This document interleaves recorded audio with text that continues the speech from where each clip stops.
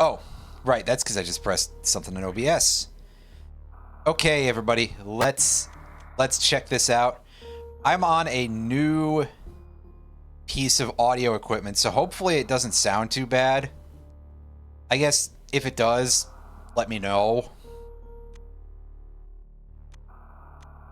Ooh, okay, so it really does sound like it's very, very Metroid Fusion kind of controls for all that stuff. The galaxy is at peace.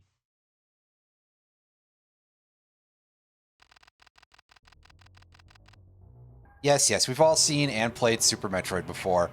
This is a hack called Super Metroid Redux.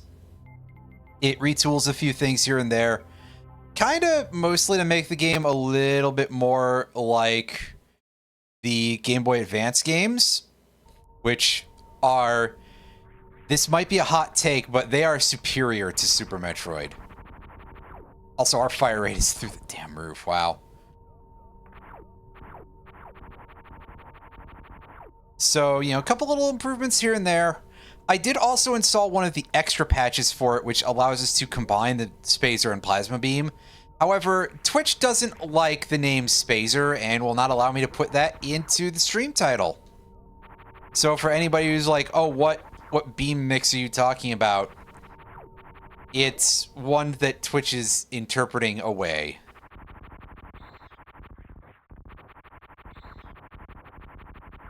Is the simplest thing I can say here.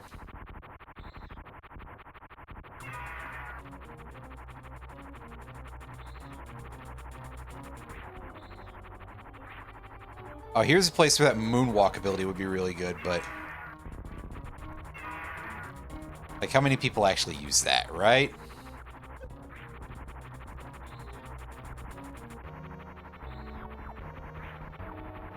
Oh, there was some lag. That was weird. Am I just firing that many shots?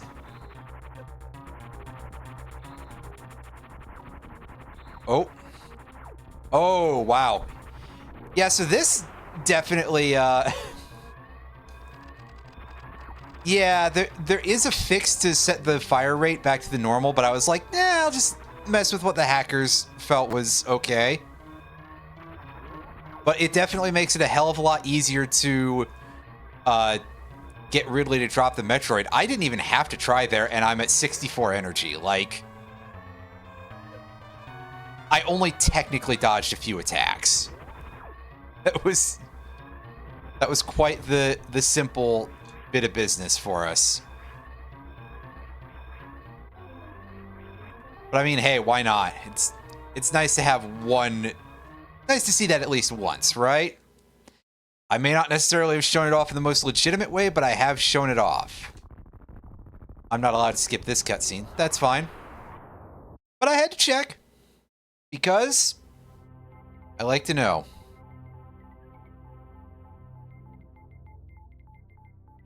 Let's make our way down to planet Zebus here. Zebus. Hell if I know. There's an official pronunciation for it, obviously. I just don't know what it is off the top of my head. Because my brain is just kind of going, hey, that's in Other M.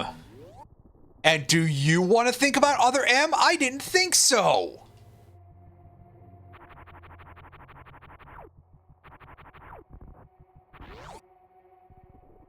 Oh, are we not allowed to...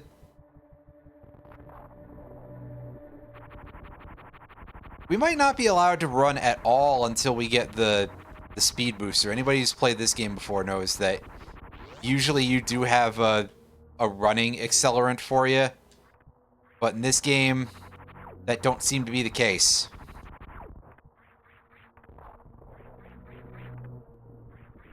I think we're moving it like sort of our usual jogging speed, though. Oh yeah, we're definitely moving at the speed like we are holding down the run button here. It's nice and brisk. This might end up being a fairly fast playthrough. Granted, I'm not, like, good at Super Metroid. So that's a big maybe. We do have some stuff to speed up cutscenes in that. MSU thoughts? I do not, actually. I don't know very much about, like, available MSU packs for anything. So... yes. That was quite a bit of load time there. Oh, I'm quite sure a lot of games, especially a lot of the more popular and well-known Nintendo games, I'm sure are going to be like absolutely full of many MSU options. I know there's quite a few for like Earthbound too and some other stuff like that. I've seen an MSU pack for Secret of Evermore as well. Which I think is neat because, well, in theory, then that's less of Jeremy Soul's work that's involved there, and yeah, he does not have the most uncontroversial history, I suppose. There's been some accusations against him. We'll leave it there.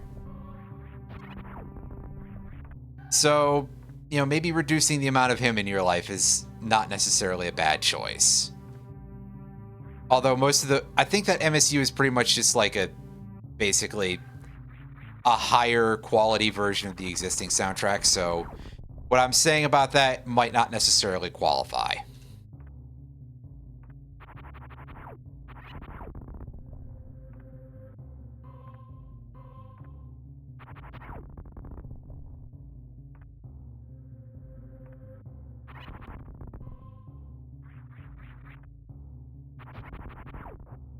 There I Ruined It is among them. Fantastic.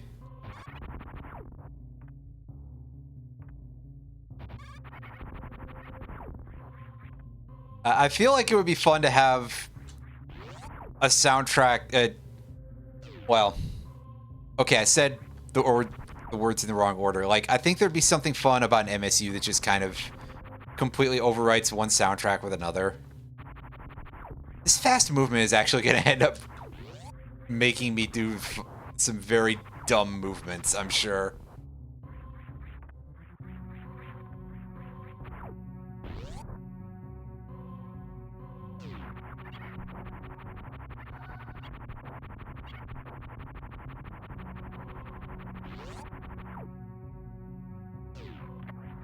Right, let's pick up the map, even though ultimately I'm probably not going to super require... Oh, that's so smooth.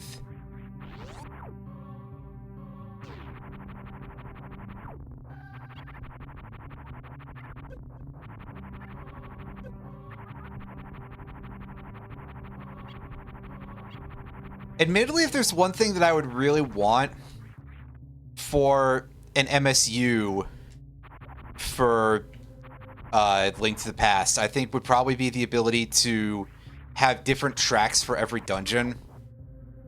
That seems like a useful thing.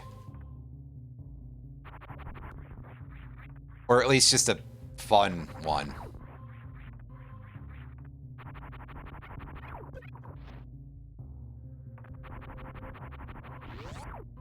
Okay, well, at least we got that going, so that's pretty good. And yeah, just like we're playing Metroid Fusion, y'all, you press the R button if you want to be able to shoot missiles. Oh, no tutorial anymore. Oh no, how will I ever know how to use bombs that are not useful in this boss?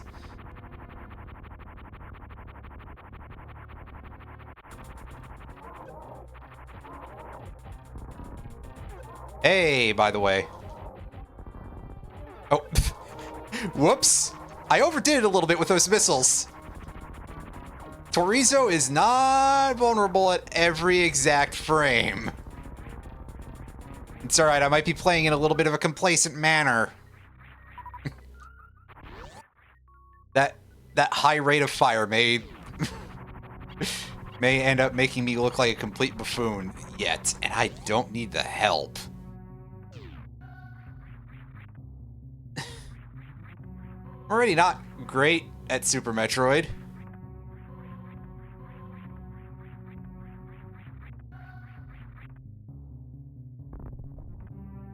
Oh yeah, if we hold down and press Y when we use our bombs, they will explode instantly. So yes, plenty of handy new stuff added to this hack.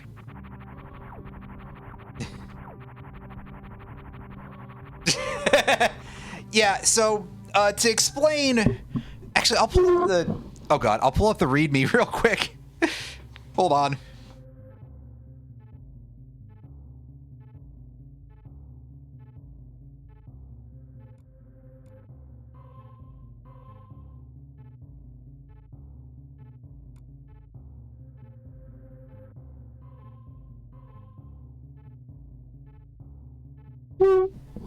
So let me explain what it says in here, and this may not necessarily be the most helpful, but we'll try anyway.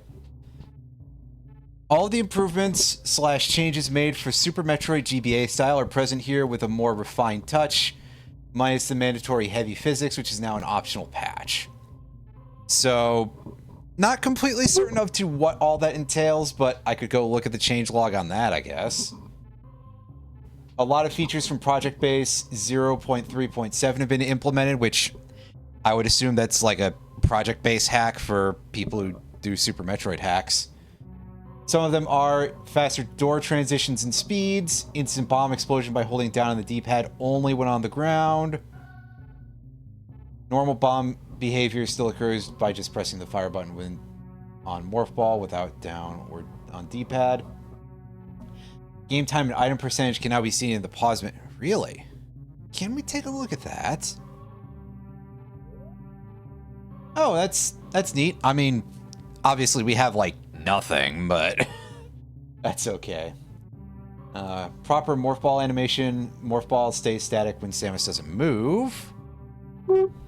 Oh god, that sounds like a bit of a rough thing to do, that's for sure.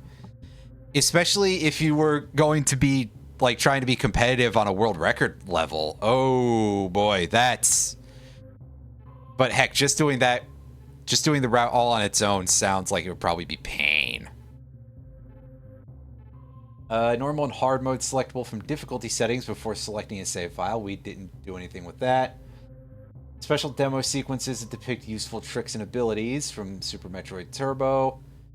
Message boxes can be skipped by pressing a button. We showed that off.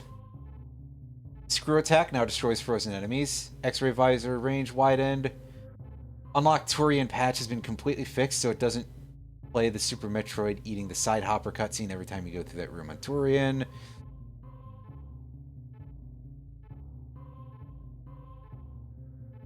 Now the game only plays the scene the first time you go through it, sets a correct flag, and the Super Metroid and its two adjacent rooms will play the normal Turian theme after the cutscene has already happened. The shutter doors from the two previous doors will now also now lock up and unlock only after the cutscene is finished.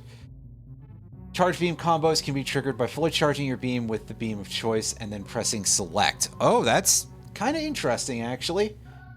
Crystal Flash is still enabled. Game elevator speed has been increased to double the speed of the original in Super Metroid. MSU1 playback integrated, which we have nothing going on for that. Missile stations or recharge stations. Power bombs reveal hidden tiles, which, God, I forgot they actually don't do that in this game. Yeah, so I would assume that the increased fire rate is just something from the, like, Super Metroid GBA style hack that got rolled into this. It is so weird. Also, we just kind of automatically are at our run speed. You know, like you would usually be holding down for the run button there. As opposed to, i.e. if we didn't have the speed booster, which we don't. So that is kind of screwing me up as well, because it's like, oh, I'm used to moving a hell of a lot slower in this without holding down the A button. Or I think by default it's actually the B button in Super Metroid, but I always just rebind it so that way it's Y to shoot and B to jump. Well, that I am not sure of. We'll give it a shot at the location, as it were, and see how that does. Okay, so when you hold down and drop a bomb, by the way, you do not bomb jump. So that's interesting. And as I mentioned, I also am using an extra add-on for this, for Super Metroid Redux, that allows us to combine the Spazer and Plasma Beam, mostly because I want to know what they came up with for that. Ordinarily, of course, you cannot do that in Super Metroid, unless you do some very fast inputs, in which case, if you get that set up, at best, you will be able to press the shoot button, and it will crash the game. So that's probably not the fun thing. Yeah, I mean, that there's a fair reason for it, and of course we can't just do like the automatic the quick bomb in air, which is another way to prevent us from doing easy bomb jumps, because hey, if they just let us do the quick bomb in midair and bomb jump with it, like, most of the game would go out the window, wouldn't it? Just fly wherever we want. Space jump? Never fucking heard of it. And just go anywhere. The only problem at worst would be like, oh, we'd be a little bit slow in certain areas. Which, admittedly, yeah, I was... Literally, we were just bringing up the mock ball location in Green Brinstar, so that would be a bit of an issue there.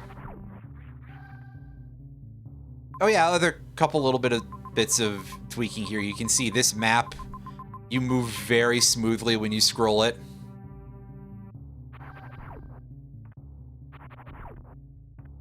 Which at least just looks and feels nice.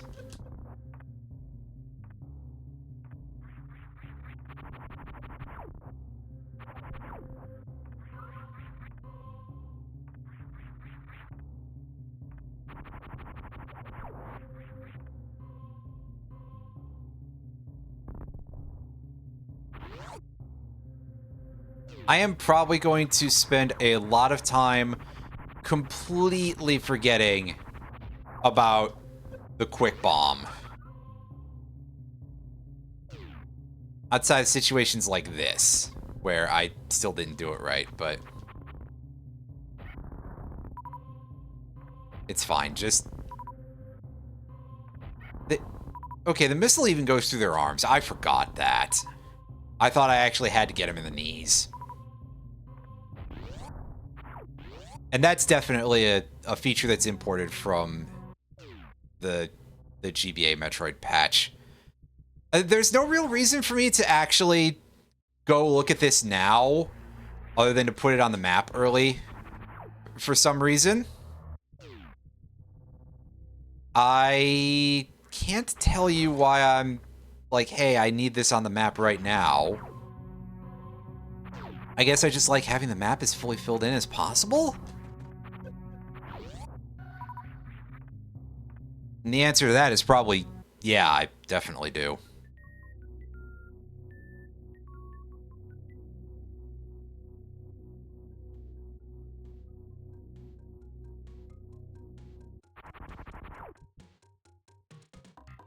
Yeah, it's an odd choice.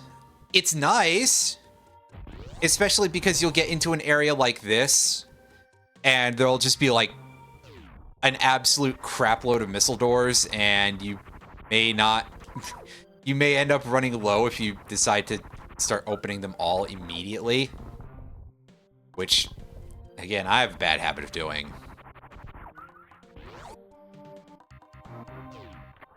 Again, I think a large part of it is just like, hey, yeah, to make it conform more to the mechanics of GBA Metroid games, which, again, I feel I've said a couple of times on this channel that I do enjoy Metroid Fusion more than I enjoy Super Metroid, at least a little bit.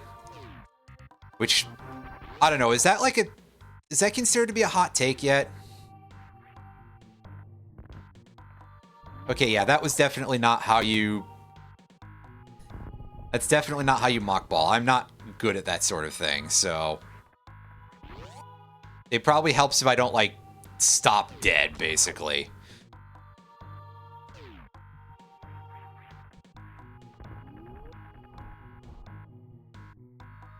It's fine. We don't particularly have to do this particular sequence break. Again, it's not like we're not speedrunning or otherwise on a level that one might even remotely call professional here. Over this way is just a refill station. Right? Oh, it doesn't show yet. Well, we can go visit those anyway and be like, hey, yeah, they changed that into a recharge station, and yes, we've got a room full of plasmites, that's right. Streamer, they're actually called fire fleas. Yes, that's the joke, because I keep calling the ones in Metroid Prime fire fleas. I called these ones the name of the guys in Metroid Prime. Sits here explaining my own not so great jokes. Ow. I deserve that.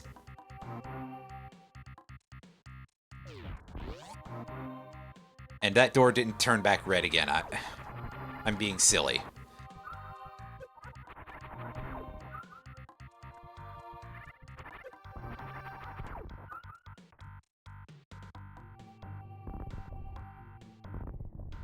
I did not get the mock ball. I am kind of not good at, like, unforgivable. I mean, listen, nobody here is expecting too much skill out of me. I'm still using the jacked up fire rate, so I'm technically already playing this with a crutch. So listen to something, but not necessarily me. Okay, where do I go if I want to try to do this?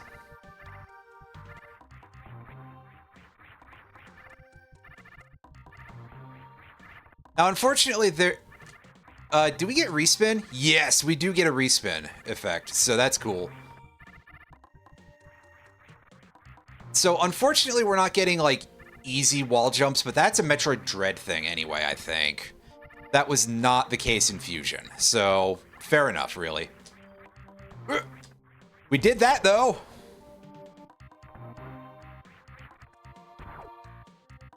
Oh yeah, we need power bombs to get out of here that way.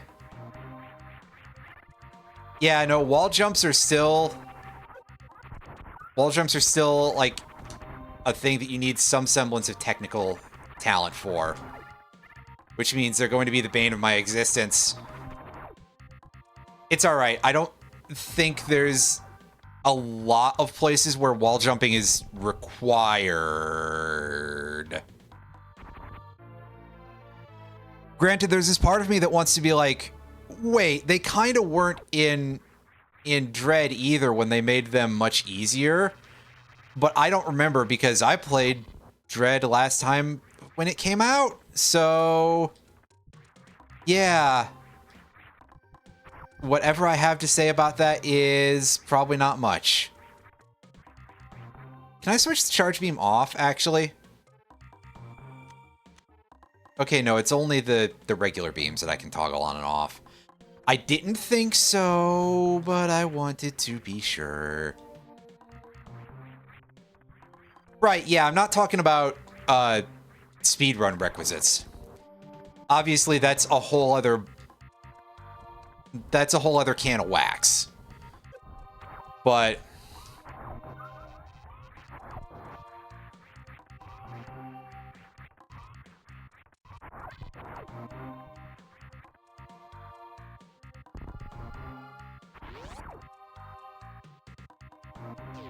I think we kind of knew that because, I mean, you don't need Mock Ball for non-speedrun either. You know what, Alan? That's completely fine. That's completely fair.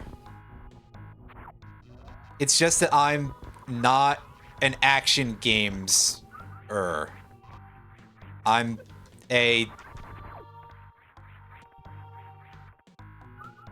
occasionally competent at RPGs-er.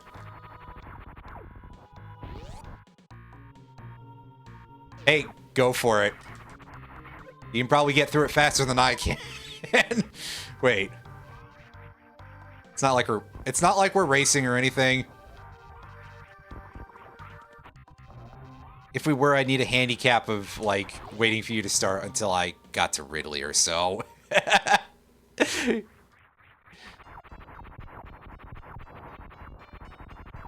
One of these days. One of these days.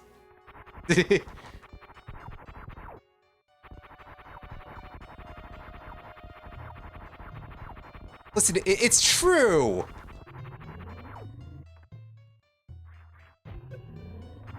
I didn't beat that boss rush in Kirby Superstar.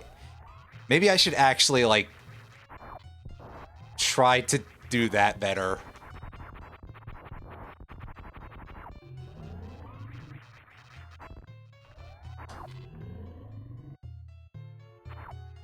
There's a couple of things I actually didn't realize until, like, earlier today, speaking of Kirby Superstar and the boss rush, that you could charge plasma by doing any D-pad inputs.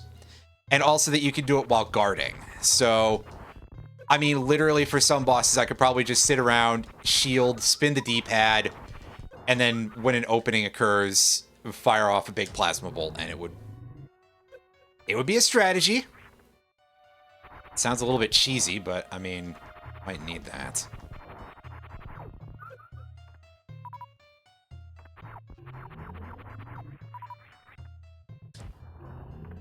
Although there's definitely a thing that I remember from...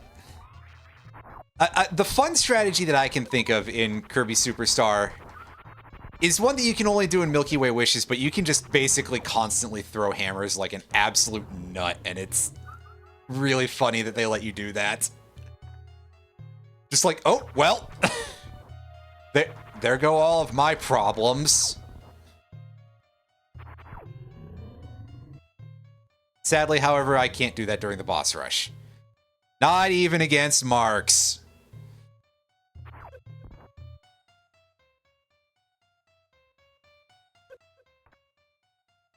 Nope. It's a few pixels over there. Press that down button faster.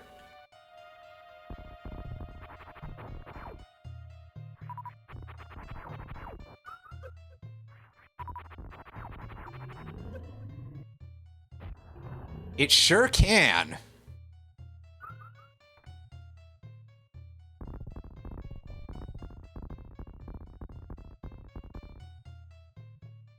See, I remember the fast bomb this time.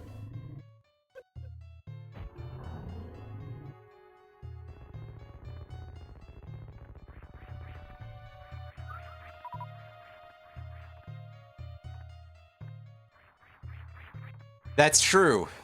Thankfully, you usually don't get into those issues in Kirby, so... points there, I suppose.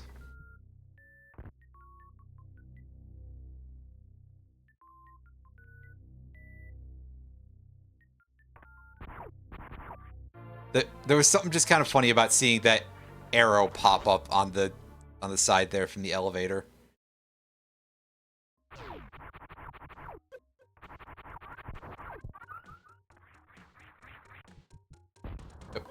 Right, press select to switch.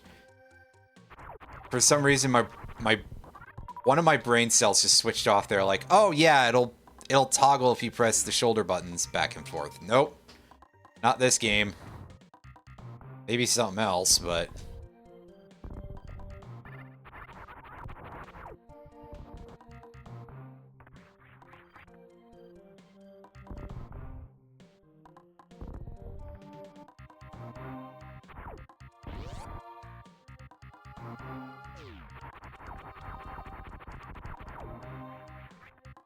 Oh, right, that's a power bomb door up there. Okay, here's another wall jump thing that I'm not great at, but that's perhaps unsurprising.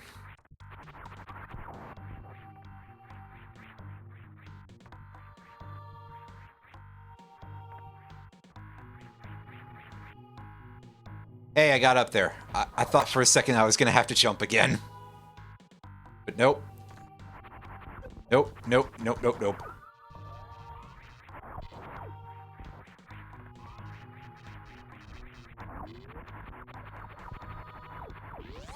I remember that I just remember, hey, you go through this one pipe. And it's the one that feels like the most embedded in the wall.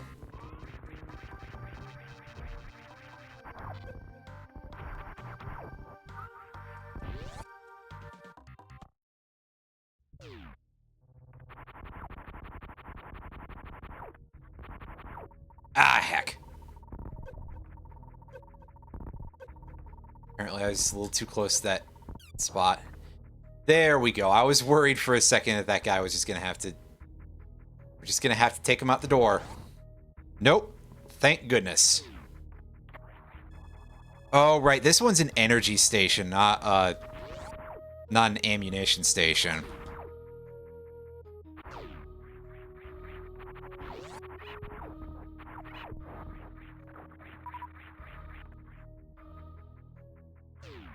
Oh.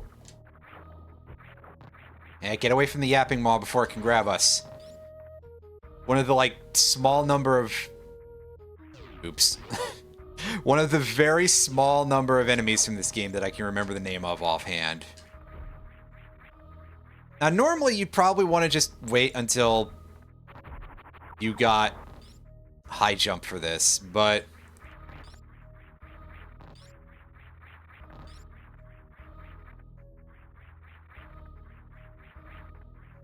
We're adventurous and also maybe a little bit silly on this channel.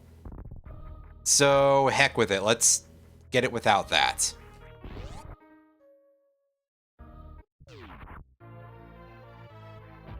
We got the Spazer. The thing that's holding it in the icon looked like a little crab.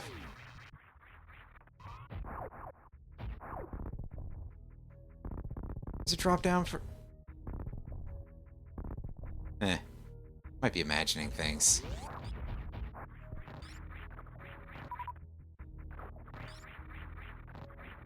And of course, Samus is affected by water physics no matter how much water is touching the power suit.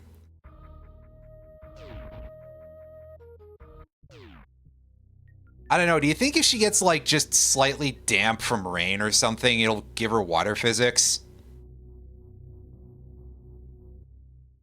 The monster starts crying on her, and suddenly she acts like she's immersed in the entire ocean.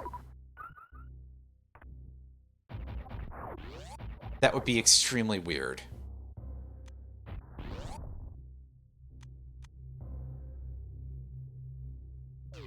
Like the opposite of a vampire. Fair enough, fair enough.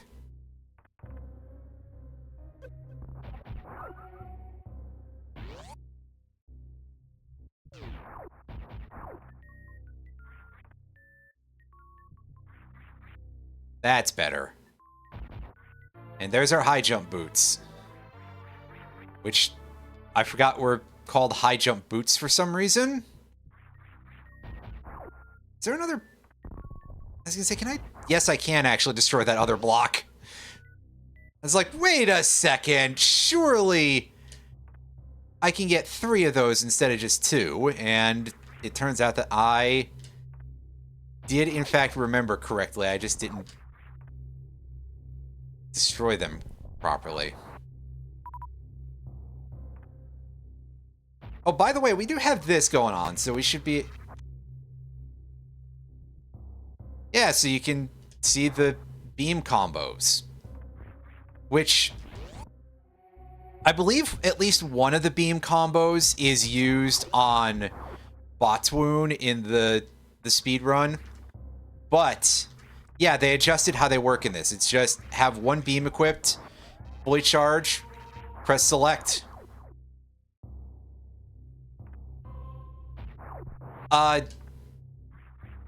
Yes, that, which is, I forget which one that is. Is that wave beam?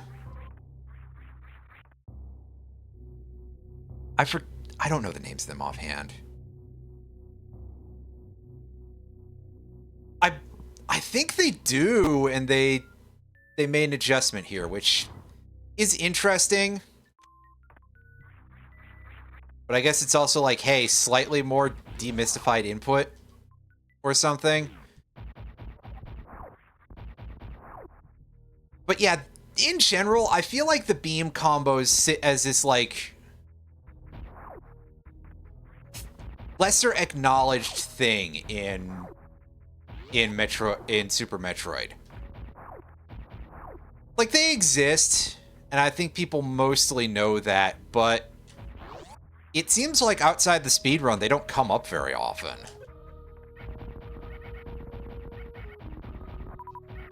Yeah, it's true.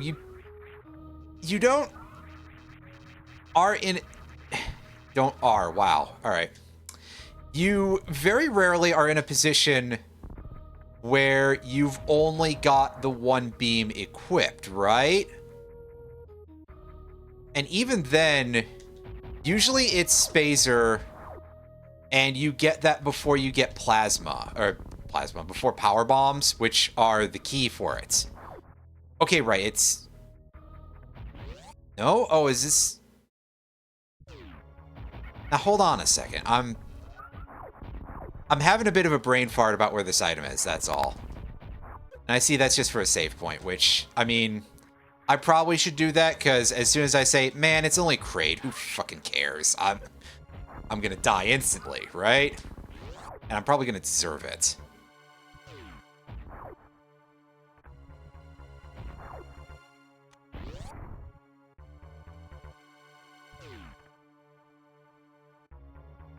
Yeah, other side. And let's get our, like, one super missile back. Thank you! What? Reload station. Did it do that twice? Mock ball on Kraid? Alan, it's not the boost ball. It won't do damage like it will to Meta Ridley. Shit.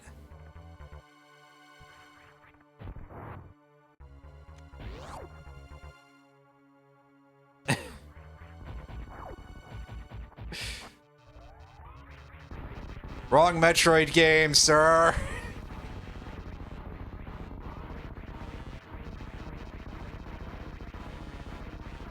Oh, please, I'm in no state to flex about anything.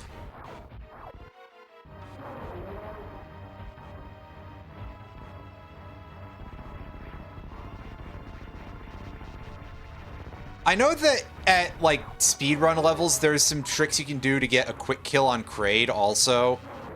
But, ha ha ha.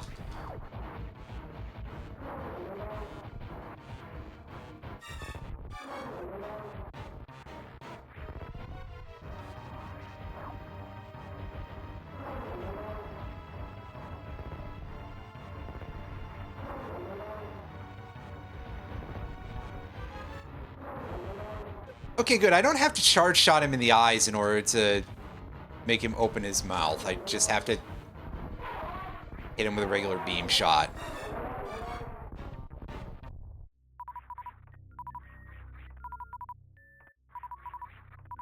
Yeah, getting to Kraid without the high jump boots isn't particularly hard. It's just a wall jump. A slightly odd wall jump, if I recall correctly, but a wall jump nevertheless.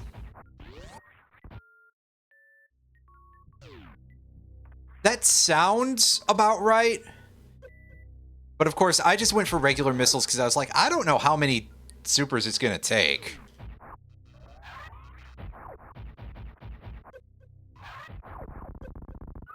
Listen, I'm saving those super missiles for Fantoon. I've heard that it's a really bad idea to use them on him, so I'm not going to.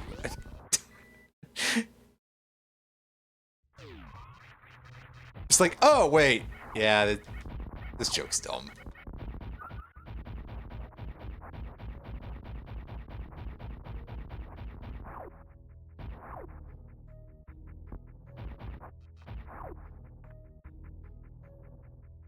And yes, for the, like, 0 people in the audience who have never played Super Metroid, I'd be shocked if anybody watches this VOD, even outside of this stream, who has never played Super Metroid. If you shoot a... Oh, actually, there's, like, the one person I know who's probably never played Super Metroid. If you shoot Phantoon with a super missile, he gets incredibly angry.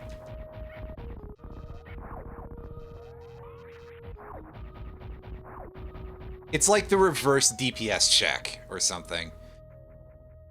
Anyway, I have no idea where this item is. I should just come back with the X-ray scope. That'll help. Think I need a power bomb for it? That sounds quite possible.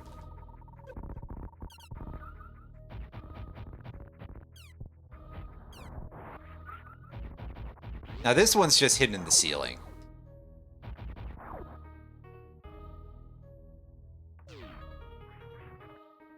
That sounds like a very familiar check, though. I'll say that. And of course, if this was a rando, I would probably have X-ray scope by now, because the way... But I'm basing that mostly off of my prime randomizers. I swear, I get X-ray visor like the 3rd item in almost all of those, pretty much. Oh, heck, we don't need to come back here. In fact... Yes, that is a thing that unfortunately is not carried over from the realms of Metroid Fusion and the like, which did actually do that. So that's a little sad.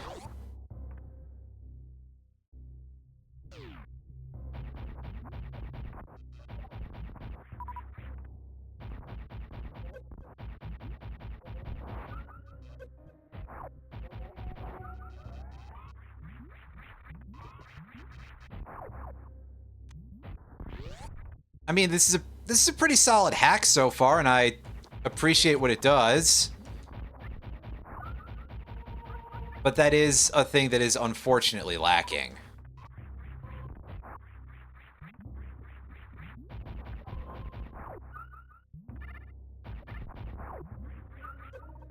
Yeah, especially that's, like, super duper always the case when it comes to improvement style hacks. Because obviously that sort of thing is going to be very much in the eye of whoever is the no offense, super nerd who is hacking a video game to begin with. So we're talking about somebody who already has great familiarity with the thing. This is also kind of related, I suppose, to like game balance in fan games and stuff like that. And how a lot of that can be kind of, well, a little bit crunchy.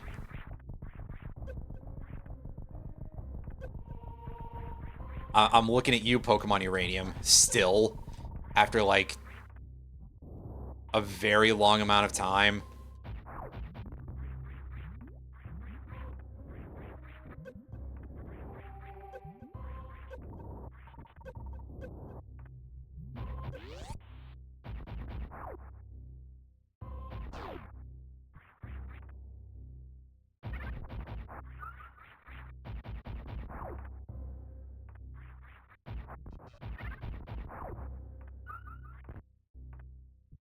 Yeah, definitely.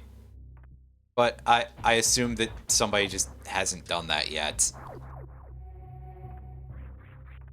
Because the big thing about this is that it is kind of cobbled together from a couple of smaller hacks. You would have made the missile doors cost 10. Listen, I don't want to say that I don't see the vision, but also there is at least one minor issue with that, Alan, which is that there's a missile door in Blue Brinstar. Like, right after you get the first missile pack. I guess it's not really hiding anything too important. You just have to remember to come back for it later. Hold up. Was there one in front of Terizo? See, now I've already forgotten, like, minor little details like that.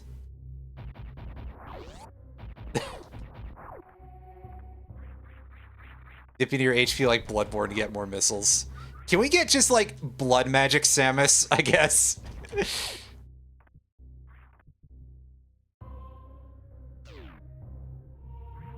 It certainly doesn't seem like the wildest possibility out of anything you could put into a Super Metroid, or, well, a Metroid game, period.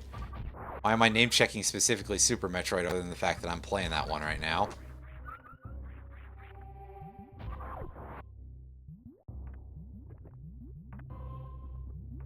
Yeah, I mean, there'd be a lot of work involved there, that's for sure. Oh, right, that's a speed booster tunnel. Yep. Meanwhile, I'm over here trying to remember the specific route. I think it's this way to get to the location where the speed booster is, and you basically have to go in a bit of a weird U shape. I think. This is just a refill room, right? Or more or less.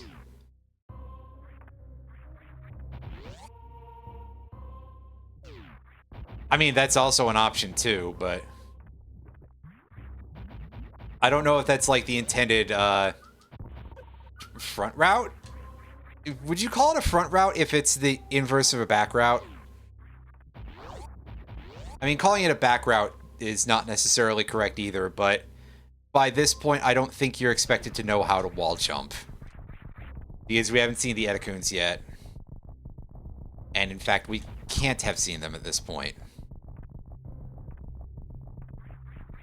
Unless you're playing the game backwards because of interesting routing.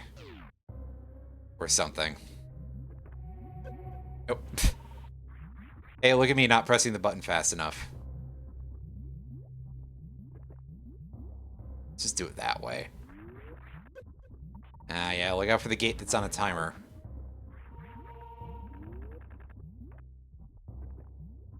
Oh, right, that's the one that actually lowers when you are standing on it, or being a ball on top of it.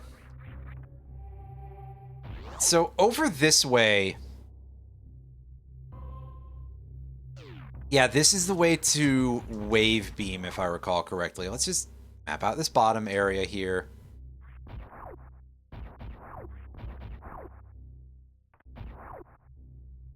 And say, can we bomb jump our way up there to see what it would require to get in there?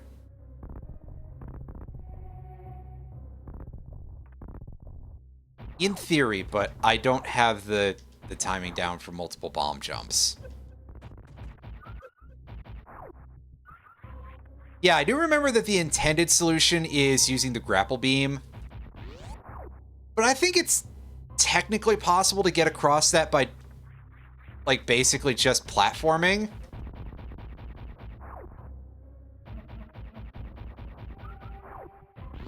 I think. Also, yeah, look at me absolutely wasting a super missile there.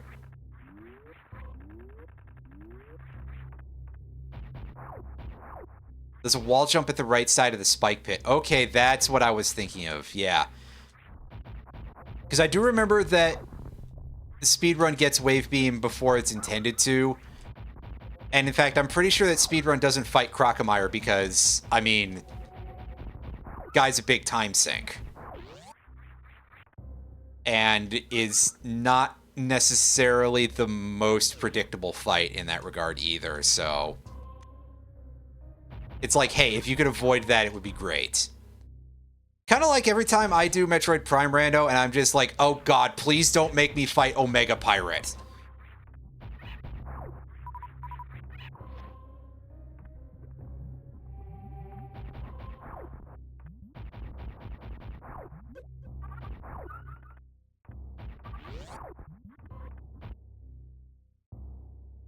He's practically an auto-scroller, yeah, pretty much. Okay, yeah, you can see that we slow to a crawl when we start holding the A button, and by slow to a crawl, I mean we slow down enough for that to happen. Unless we can't... Can we... Yeah, we can normal run across these.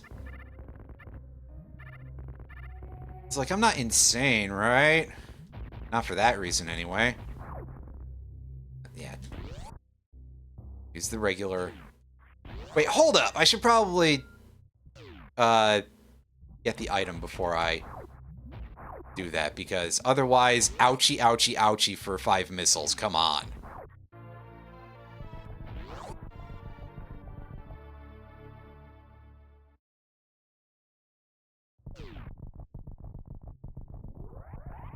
Okay, yeah, so we're auto speed boosting, and pressing the button just makes us slow walk.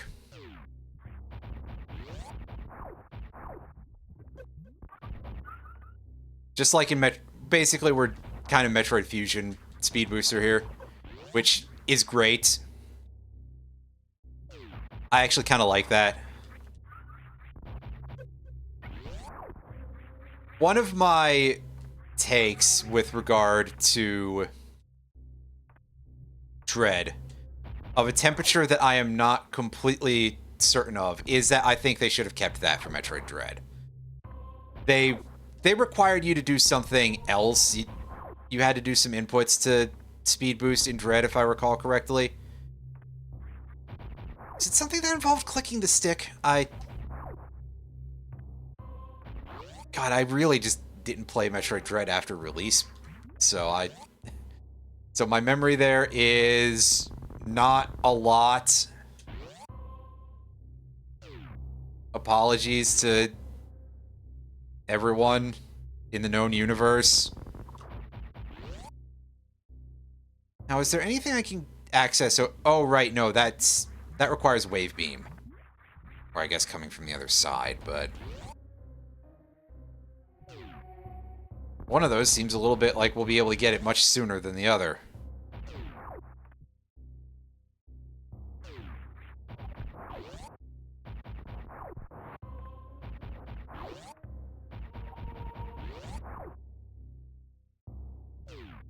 Oh yeah, can't do anything there. This is just an inlet.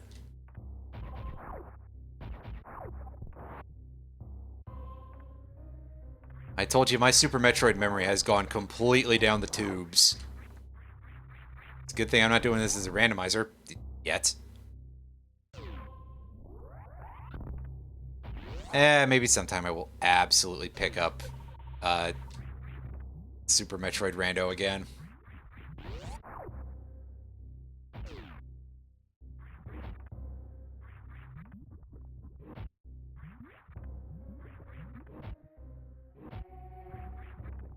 Yeah, I think that certainly would have... well, it would have some effects, all right.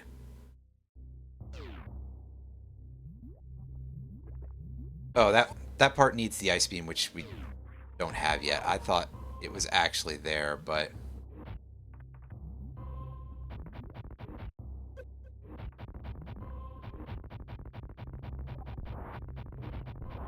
Alright, clear out these fire zoomers.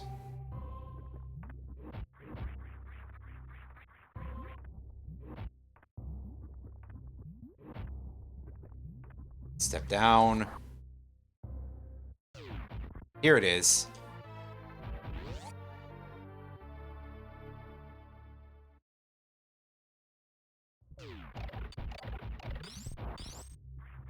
And for some reason, the Ice Beam changes the sound of our shots.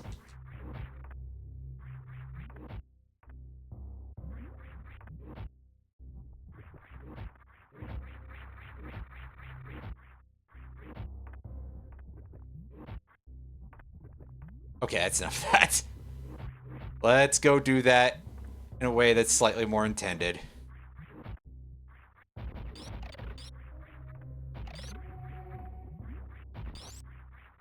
Also, just for the posterity of it, let's go in here.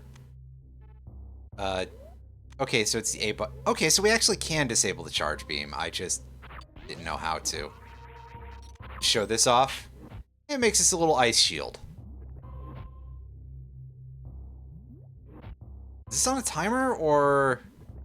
is it like until... oh! Well, there you go!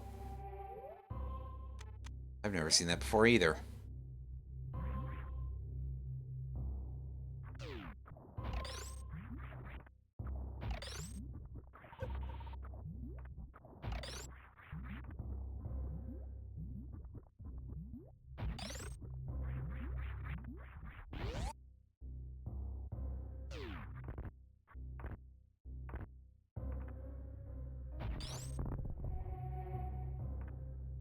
that yet.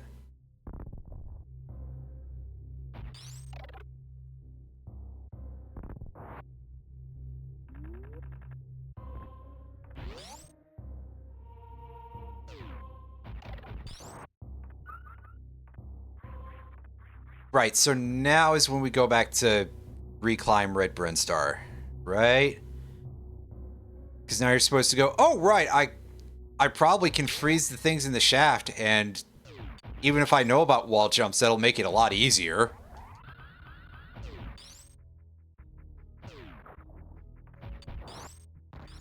Yep. Let's go across all the fancy red dirt.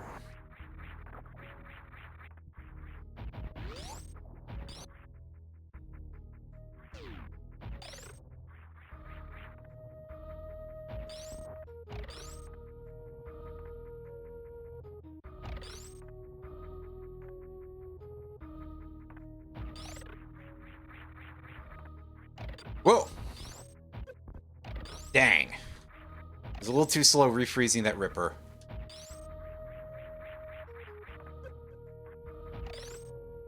Yep. Sorry, spam bot. I need to remember to figure out what all the new links for those are. And add those to the auto mod list. Because yeah, obviously it has changed away from the one that was being used before, and there's a couple of them now. So that's real great. I'm glad to see that Twitch continues to be well, I'd say how much can you do about stuff like that, but other than leave it on the user's end of things, but does that count as a solution? Yes.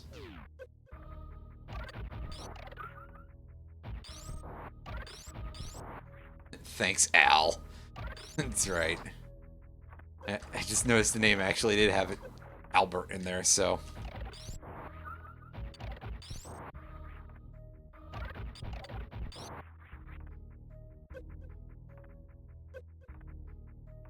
You know, Dr. Wily's first name is Albert. I don't know what that has to do with the current situation, but just bringing it up, that's all.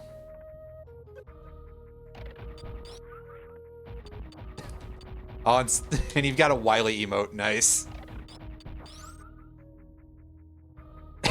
And he's doing the eyebrows, hell yeah. Now I can see that a little better.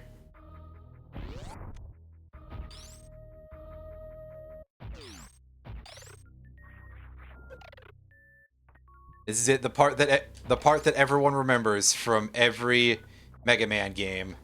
Possibly because of the noises that it makes to your ears. But also because that eyebrows animation is fantastic.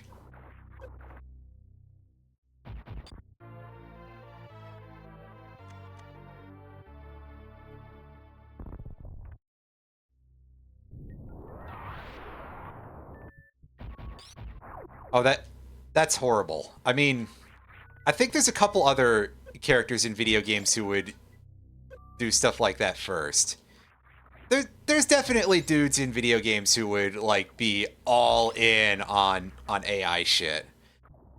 I made a joke recently, and by recently I mean, God, I think I actually posted the original version of it just about a month ago. Of saying that Gen from Riven would use ChatGPT to, like, write linking books. There was someone else that I called an AI bro recently. I forget who. I feel like Chairman Rose from Pokemon Sword and Shield would very easily become a tech bro of some description, and certainly be in the domain of, like, hey, yeah, AI for among the various tech bro sins. That'd be on the list. Oh yeah, I think I said to you, Tev, I think I called Vexen an AI guy. Which, maybe that's a little mean, but listen, now I can't unthink it.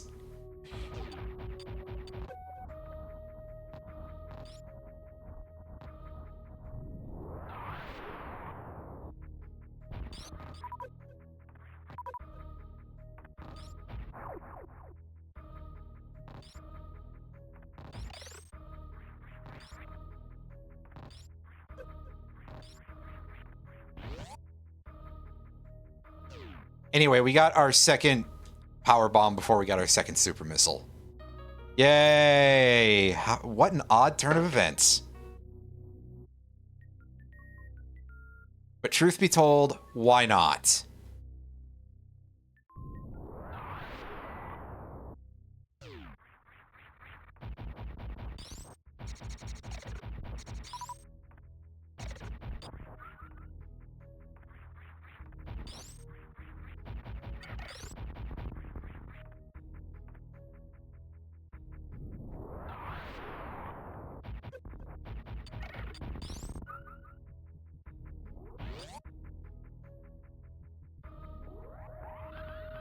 There's a lot of things we can do right now with the speed booster. Many of them are extremely ill-advised. However, I'll tell you what I am about to go do, and that is that I'm going to go get those items in Green Bryn Star that really want it.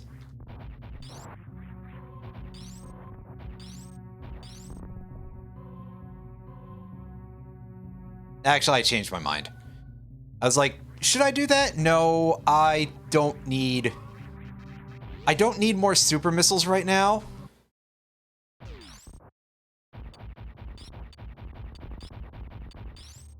And I also will want the gravity suit to get a couple of things. Hey, get a load of that. Oh yeah, they want me to have grapple beam before this point, don't they? If I want to go and fight Fantoon. Well, that's fine. I don't care. I know another way to...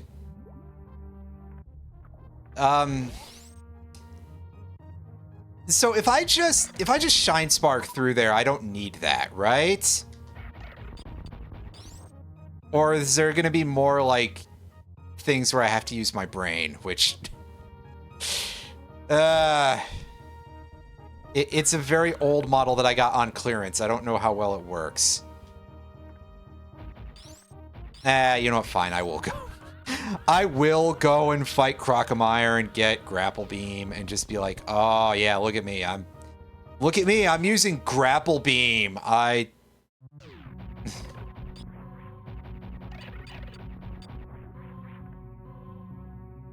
It'll be like I've never played a video game in my entire life.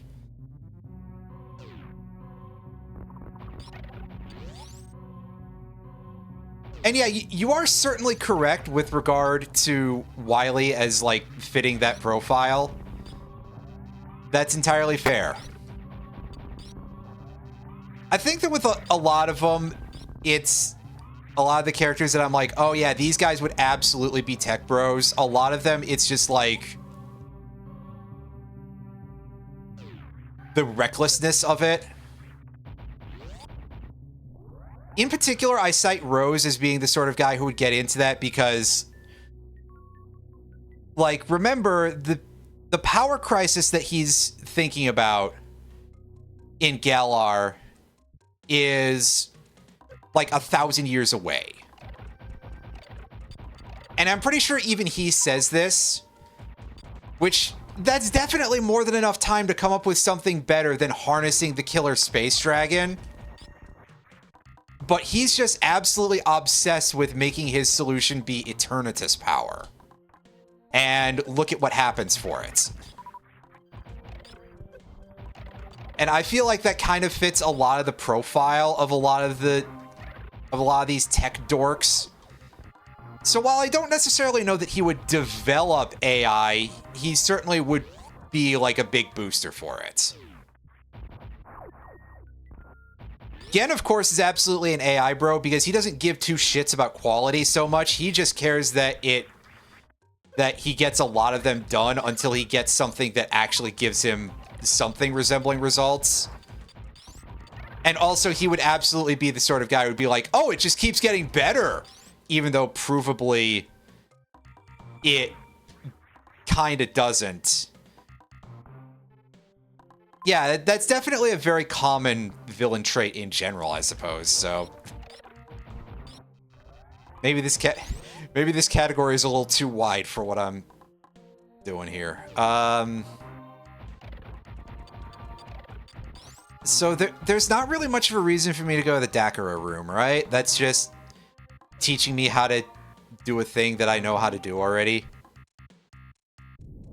Meanwhile, there's actual items in Themthar Hills underneath this part of the level. So we're going here, everybody. I'm gonna go pick up some stuff that I ultimately may not completely need, but I'm getting it anyway.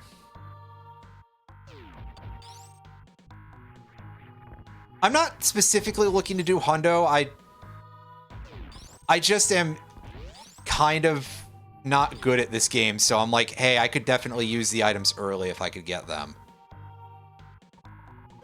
Oops. That's right, I wanted to power bomb that guy.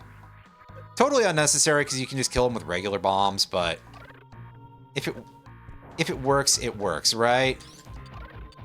And I think I can escape from them with Ice Beam entirely, so just... yeah. Ah. Well, this is the worst way to get out of here, but it's where we are now.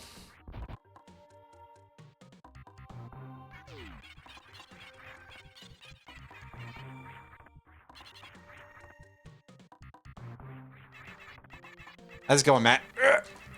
I am real bad at this particular thing. It's some very off-the-wall timing that still doesn't completely make sense to me.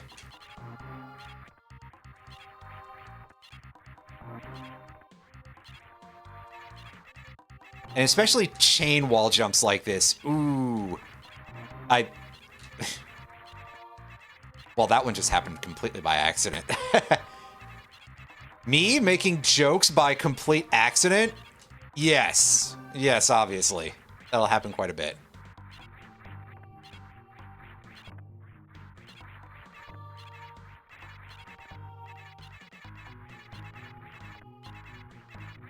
There's an item up there. It might just be missiles, but I'm going to try for it anyway. Let's try to not do too terribly at this.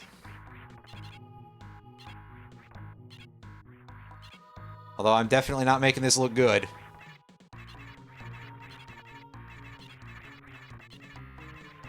Yeah, it's like, if it's supers or energy, I am more interested in that than anything else. Because there's plenty of missiles to get throughout the game.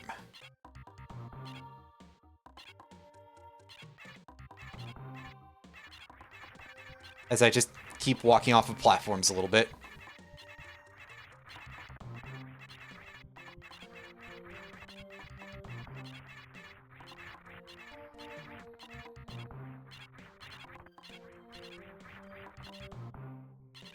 See if I can just, like, climb back up this the regular... Oh. That confused me a little bit. Yeah, I can just climb back up this the regular way. And that's just for another item. So, I'll probably just pass on it. Unless someone can confirm to me if it's, like, again, super missiles.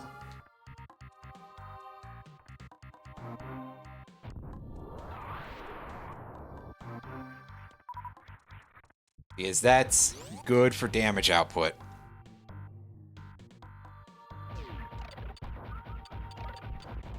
But yeah, we don't have to go visit the bird because I think it's literally just guarding an energy recharge station. Oh. Well, never mind. We're going to find out.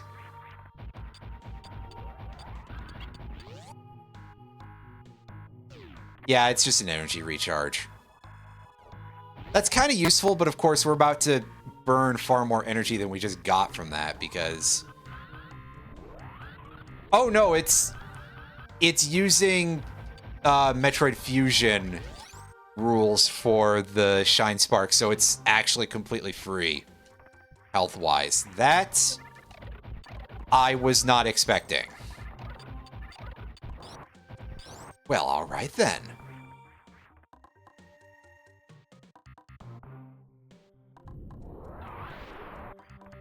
Yeah, that's definitely probably a little bit of like a cheat thing if we want to.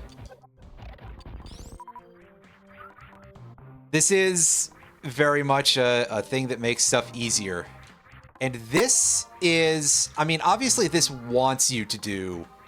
Okay, yeah, so it is wave beam blocked. That's what I wanted to know. This wants you to use the grapple beam. I was just checking to see if it was wave blocked or not. And as we found out, yes.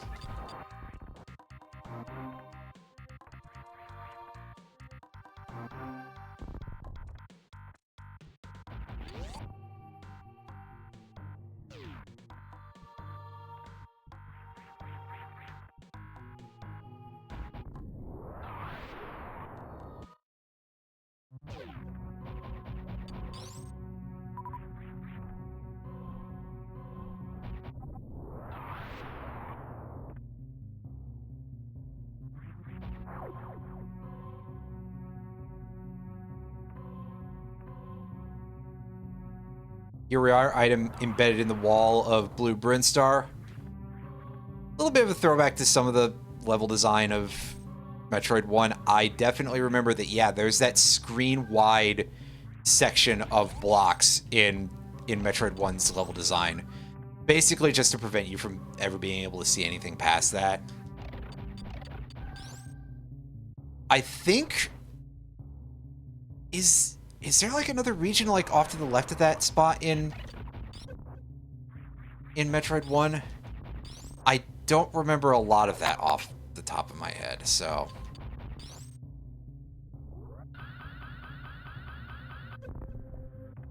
Now, aim better.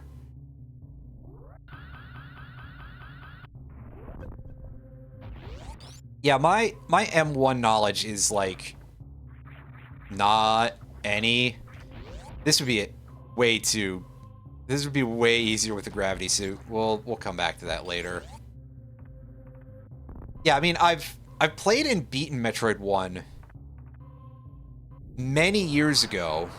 Again, I did that basically right before Dread came out. I played through the main numbered parts of the franchise, i.e. we didn't play through all the Prime games, or didn't play Other M, any of that crap, but I mean, I played Metroid Prime randomizers more than enough and have played... I think I've played Vanilla Prime multiple times on this channel, one of which being the GameCube version and one of which being the remaster. So, I like that, but some of the other spin-off games, bit of a mixed bag. But, hey, what franchise ever bats 1,000, am I right?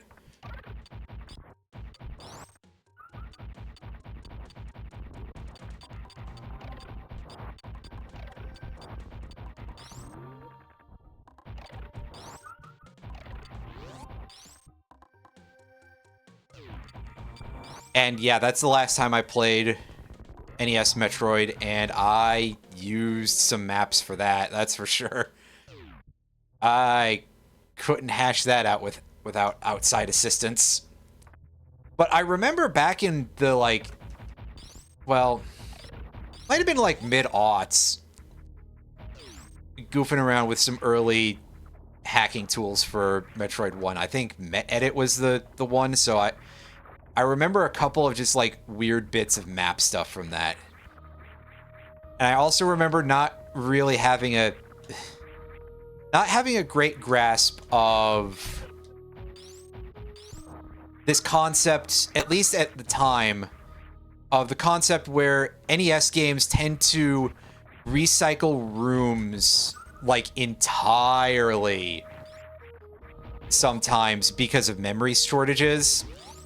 So sometimes if you change a room where it's like one thing that looks a little bit, you'll end up fucking up something else. Hold the direction into the wall you're jumping at, jump again, then quickly switch directions on the D-pad for wall jump. Yes, this is... So, this patch did not change anything to do with wall jump mechanics. We're still on vanilla Super Metroid wall jump mechanics, even though... Yeah, you know, we've seen quite a few things that are, again, styled as being a little bit more GBA-like. Like that. The fact that I can respin in air, which... Yeah, I wasn't necessarily stating the exact input sequence. It's... Yeah, it's rather thin timing to be able to do it. Where you've got to spin jump at the wall and then hold the, basically switch directions on your x-axis and press the jump button. That, I suppose, is possible, but I couldn't tell you off the top of my head because, well, I don't know as well as a lot of folks do. It's, yeah, it's pretty rough. It's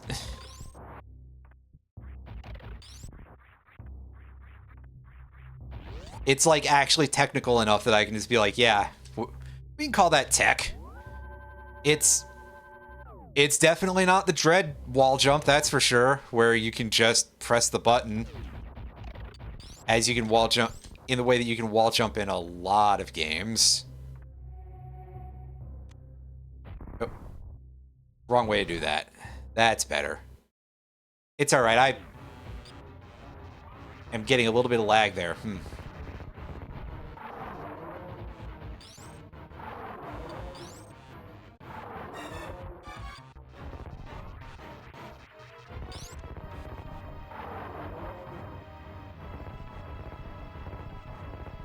Oh, good lord. Anything in Ninja Gaiden to me is just like, oh, that's some fun. That's some tough stuff.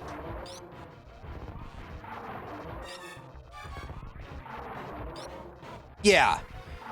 The game certainly doesn't require you to wall jump at any point.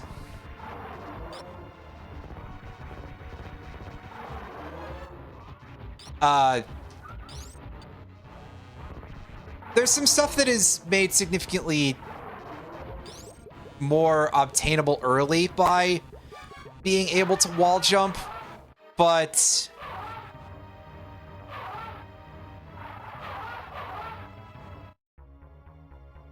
truth be told, a lot of it is just like, hey, we're showing off a little bit.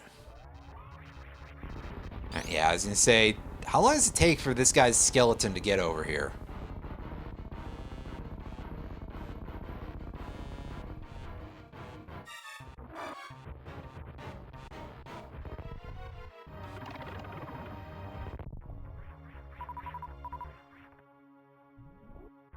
Wow, no,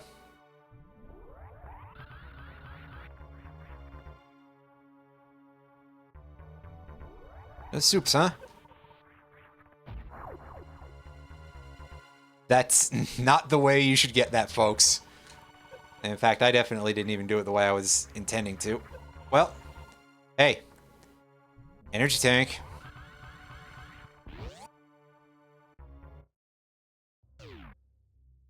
And yeah, there's our glider up there. Well,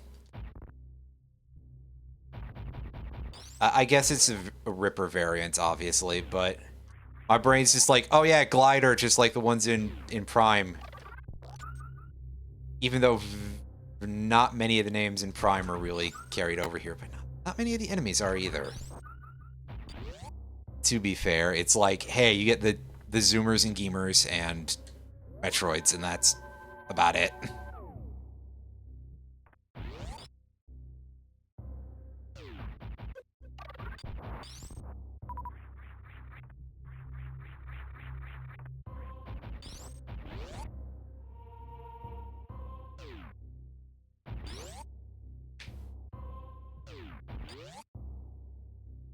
Oh yeah, that'll be the back end of the grapple beam learning zone. I keep calling it the grapple beam. Technically, streamer, it's the grappling beam in this game.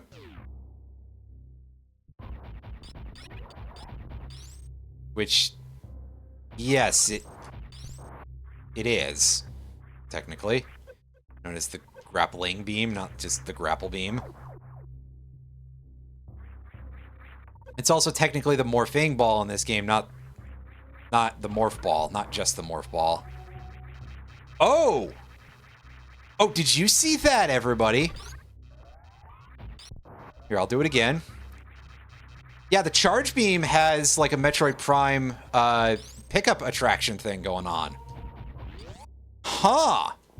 That is interesting. That's a surprising additional feature. Although again, I didn't like rattle off what was in the GBA version, GBA mode hack or whatever it was called for this, that is kind of serving as the base.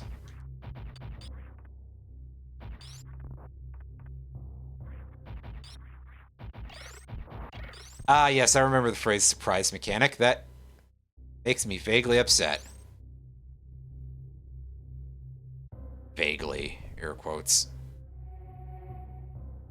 Oh, alright. So, to clear this stuff out, right, we use the power bomb here, not...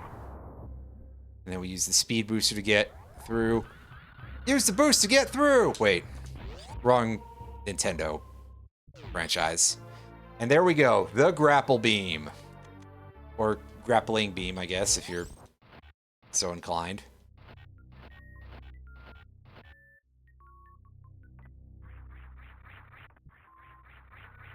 Oh god, I'm gonna have to play Mega Man 8 on this channel at some point, aren't I? I feel like I've played most of the questionable Mega Man games. And by that I mean I've played X6 and X7, so... And I do love me some Mega Man. Even the bad ones. Although, truth be told, I'll say this. I don't think Mega Man 8 is actually a bad game. There's a couple parts that really, really suck. And most of those are the notorious jump, jump, slide, slide. And the voice acting is infamous for good reason. But compared to several other terrible games I've played, I feel like I'm missing something from this room. Or can I just... I'll just have enough reach in the grapple beam. Right, this thing has, like, actual range.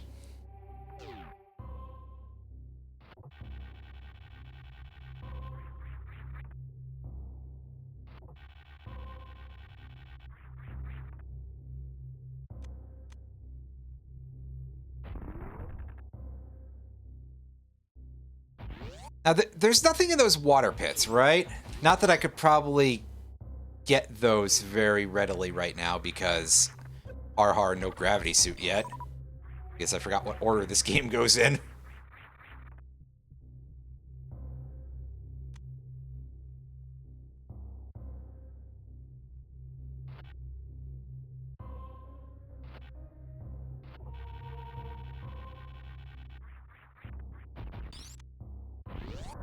A pretty low bar for the front. Yeah, that's kind of true about Mega Man, is that, ooh, some of those games. There's some mistakes in there. But as I've said already, I have played X7 and X6 on this channel before, and yeah, they're not good.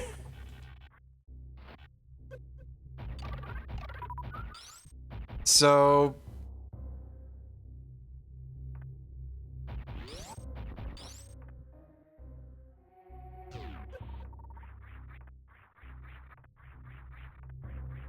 that's about the only thing I can say here for sure is they're not good. Don't play those. Oh god, yeah. And Flame Hyanard also has the audacity to be like one of the crappiest boss fights in the game too, which is saying honestly not necessarily all that much, because all the boss fights in X7 really suck. Although I was stuck on what's his name? Gates? No, Red. The guy from the like fortress area. I was stuck on that for like hours. That drained my soul a little bit.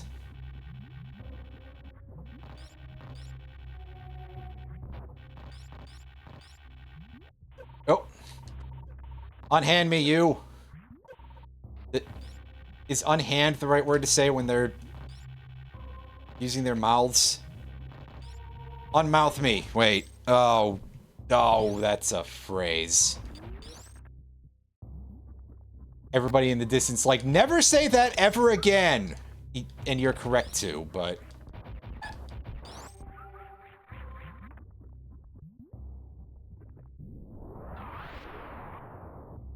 I mean, yes, that would be the simple route, but...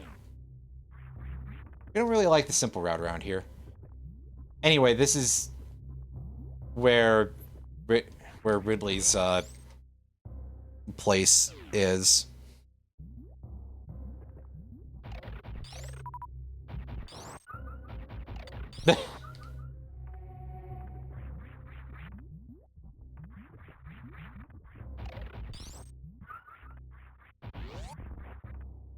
So I guess if we really wanted to melt, we could go try to get to the front of Ridley's lair and probably not actually be able to. And of course, not actually be able to do anything in there. Well, technically?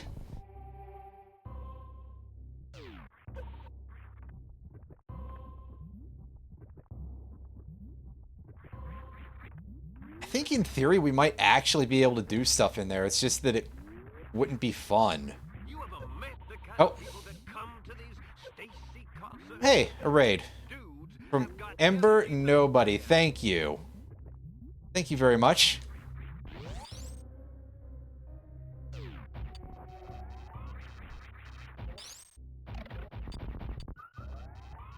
think I was expecting that guy to get frozen a lot faster.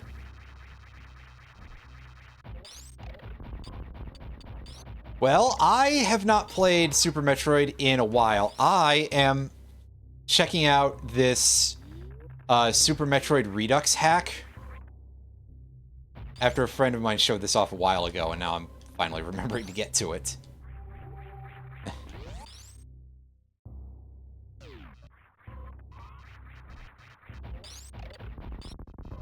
I enjoy Super Metroid, but it's not really my favorite Metroid game. It is very good, but I've always been a little bit more into Metroid Prime and Metroid Fusion specifically. So, yeah. Also, my memory for a lot of things in this game is terrible, but I could probably fix that by playing it more. Usually that helps is repetition. We got ourselves the wave beam. So real quick, because again, this hack simplifies them quite a bit. We'll show off our combo.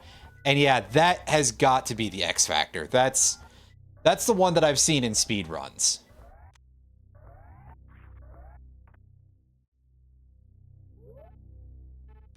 Interesting thing going on with the sound there.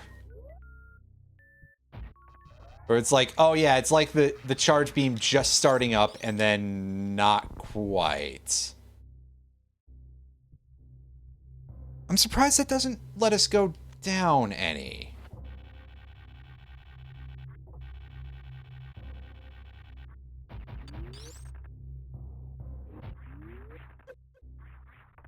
Compared to the 3DS remake of 2. Oh. That's... I feel like I've heard kind of mixed opinions about the 3DS remake of 2. But also, the other main thing that I can think about that is, like, that game is one that I mostly know for basically not even remotely selling. Like, I think worldwide that sold 500,000 copies total, which is not a ton.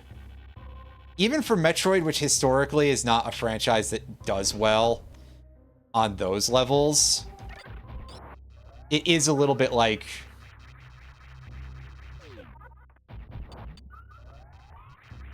like, only a very small amount of people have played it, as far as I'm able to ascertain.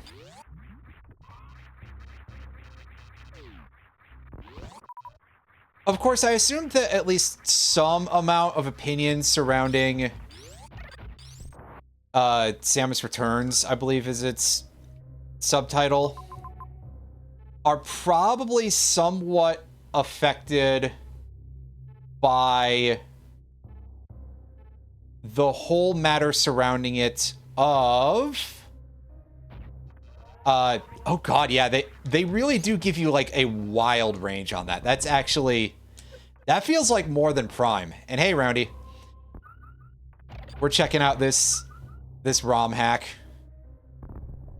that ultimately seems like it mostly just makes the experience easier, which, I mean, hey, fair enough, and it does smooth out some bumps.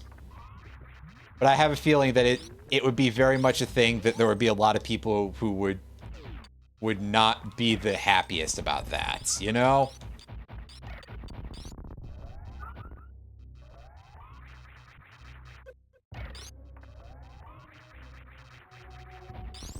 Yeah, it's not like, you know, Super Metroid isn't... It's no Metroid 1, that's for damn sure, but... It's certainly... It doesn't necessarily require much easing. I would absolutely agree with that. But a large part of it is like, hey, certain control aspects are smoothed out. By default, and I'll show this off in a second here, after I get up here. So there's a couple of different, like, extra patches that you can add onto this. Let me turn off the charge beam for a second. By default, our fire rate without the charge beam is, like, just silly. And it uses very Metroid Fusion style controls for this stuff. You automatically are running, which is a little bit awkward, actually,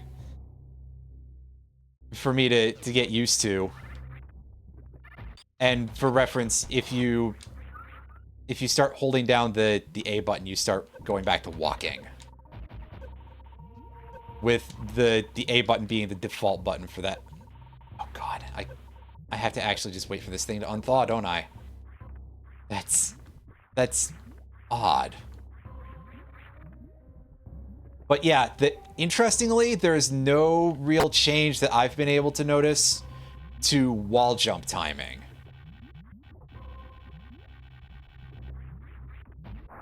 Which is quite funny, because that seems like the hardest part of the game, really. But yeah, it generally, a large part of it is that it brings it in line with the mechanics of more like a Game Boy Advance Metroid game. Which is kind of what I wanted, but it really is also reminding me, like, hey, yeah, that actually also just makes this game, like, a lot easier. Period.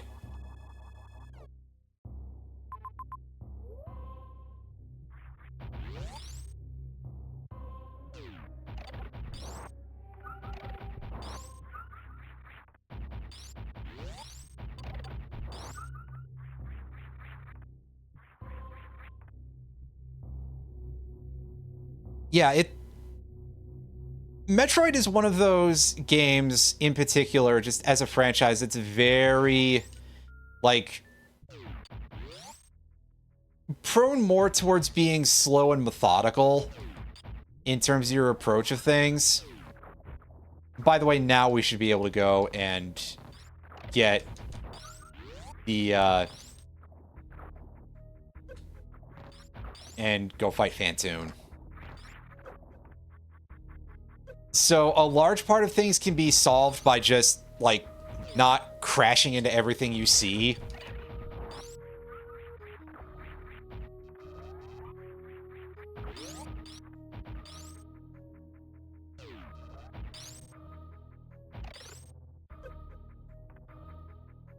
And I'm not counting instances like that. That was just a bad jump.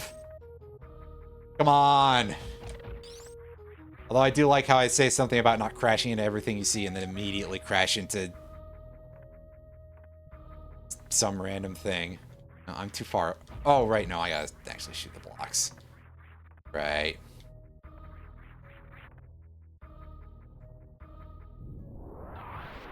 Like, I think that probably the harder part of Super Metroid, as a rule, at least on paper, is the knowing when and where you've got to backtrack to. It's a lot more of like it's a bit more of a thinky kind of game than all that. Which, hey, I'm all for that.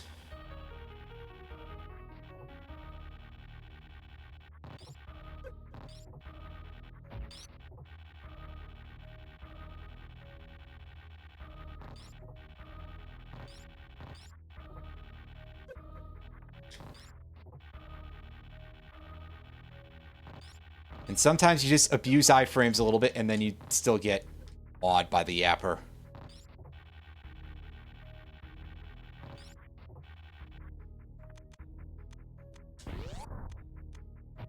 But like there, it's been discussed already. Oh, oops. Oh, now you fucked up. So, yeah, they set it up, again, in keeping with the style of the GBA games, where you crack open the missile doors with a single missile. And I suppose that calling that like a difficulty mod might be seen as being a little bit overkill by some folks, but it is of a sort.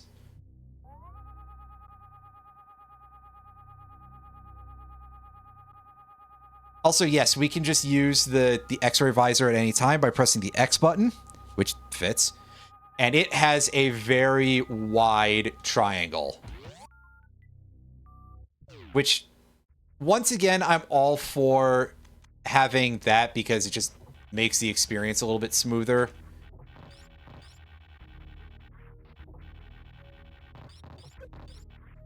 And on some level, I kind of almost want to be like, man, I miss being able to cancel my select item, but I don't do that very much, so... Ultimately, it's one of those things where it's like, wow, if only I had cared at the time, it might have actually been a complaint I could truly make. But as it stands, whatever, it works. The game is smoothed a little bit, but for some folks, the bumps might be a little bit of what makes it.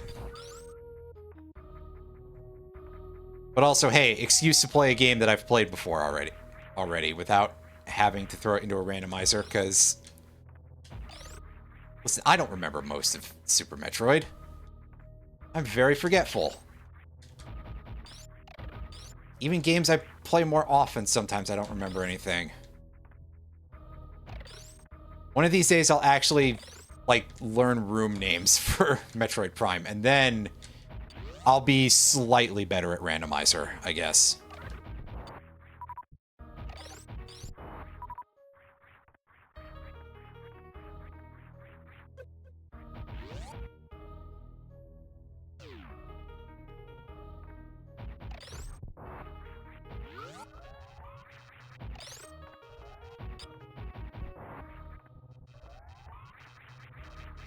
As it stands, though, I think this would be a really nice basis for if somebody wanted to do a more, like, overall modification of Super Metroid. It's actually making you sort of motion sick. I mean, it is incredibly fast. You are right about that. Like, the more that I think about it, it's like, wow, I am whipping around like crazy. This does indeed feel a little bit off, and in a way that can be kind of not great.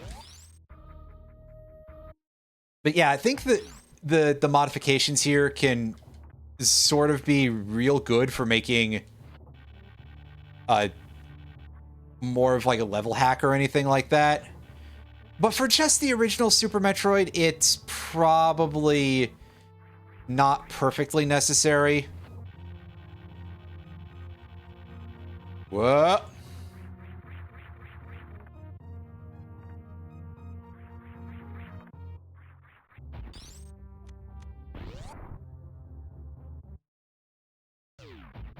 Alright, here we are in the wrecked ship. Or, listen, I keep calling the other wrecked ship the wrecked ship all the time. Maybe I should be calling this one the crashed frigate. No, I made a joke along similar lines earlier this stream about calling things by the name for the wrong Metroid game.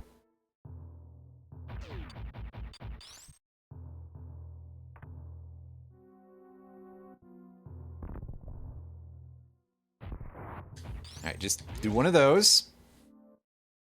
Because, once again, you don't really care about super missiles in this boss.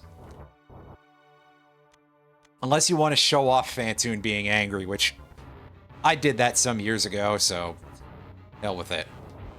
Oh yeah, you're not vulnerable until your eyeball is open. Alright, sweep the floor real quick. Man, you leave a huge mess everywhere. Oops.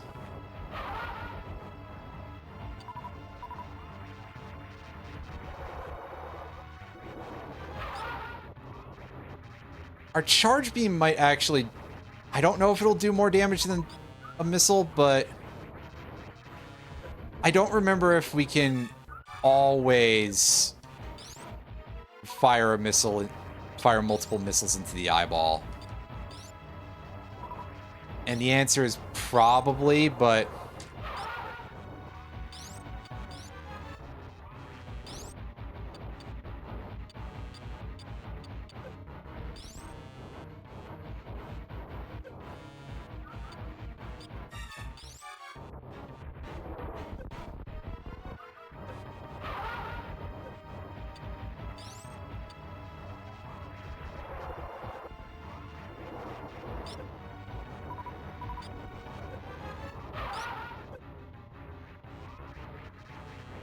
Well, that's completely fine.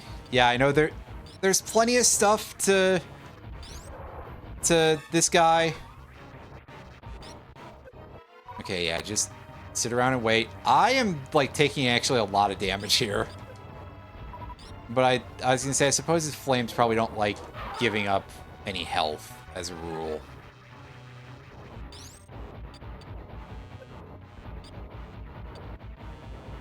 Oh, there we go, never mind.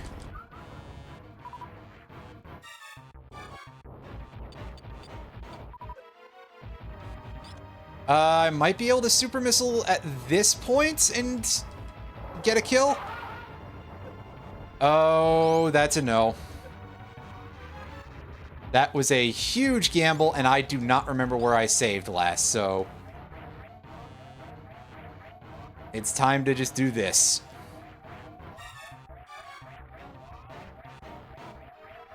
I only did that because I thought I could get away with it, folks. Don't be me.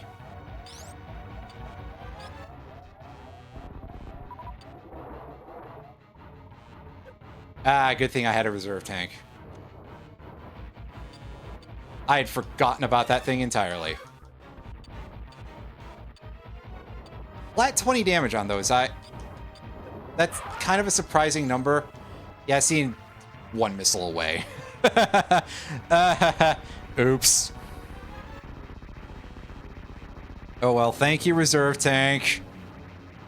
Maybe I shouldn't forget about that thing anymore.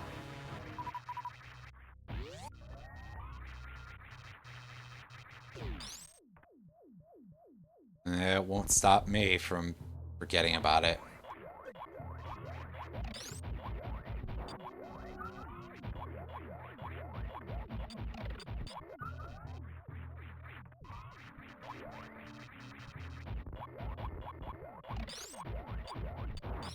Yeah, those drops weren't really what we needed. For people who thought speedruns were too slow, yeah, I gotta wonder, like, what it would be like running this game on something like this. Aside from incredibly ridiculous. Because on top of it, and I can't be completely sure, but it also feels like your Shine Spark charges faster.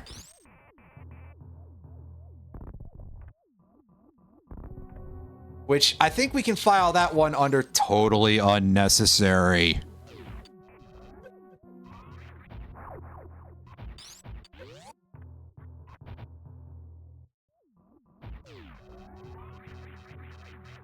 Like, am I going to call it unhelpful? Not really, but it definitely...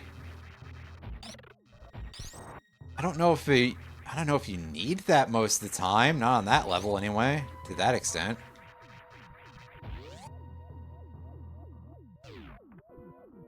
Yeah, there's every possibility that, like, the regular speedrun tech could be just completely fucking ruined.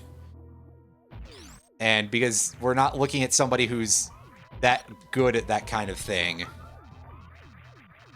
That might be putting it nicely. The odds of us finding out are a little bit low unless we subject someone else to it. Which means I'd have to go find the link again. Oh yeah, that definitely looks nice. And I'll show off... Or I won't, actually. So, the map screen moves a lot smoother... Wow. Moves a lot smoother when you scroll it. And I think that's quite nice. Like, hey, minor quality of life. They didn't make the wall jump timing any less butts, but they definitely... They made things feel a little better, and that's... And that's quite nice. I appreciate that.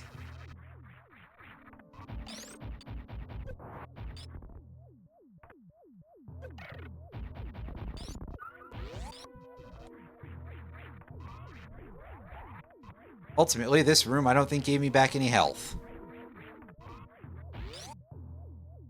Oh well.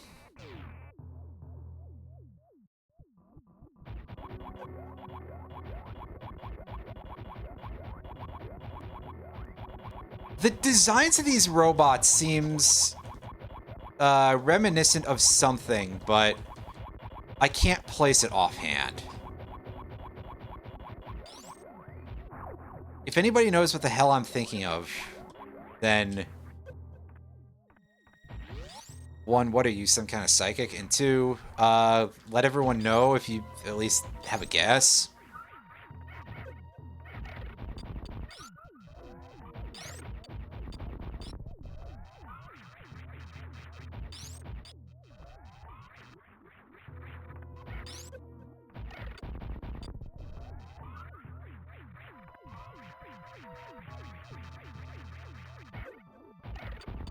Gonk droids. Nice.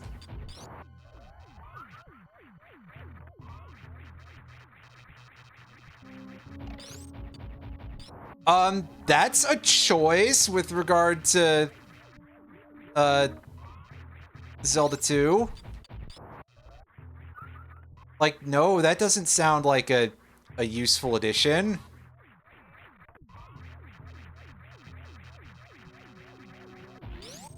Like, I'm sure there's someone out there who really likes Yoku blocks, but... On top of that, is that where they need to be? Without even getting into the fact that that's sort of like a... how much accounting for taste is there truly?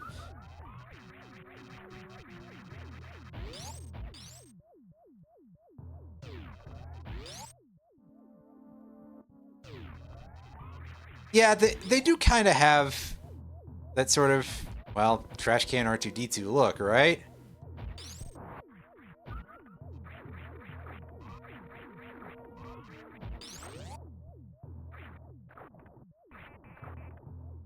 Oh, this would just be easier with the gravity suit. I should just go get that. Hang on. I'll do a little bit less goofing around here. Just a little bit, though.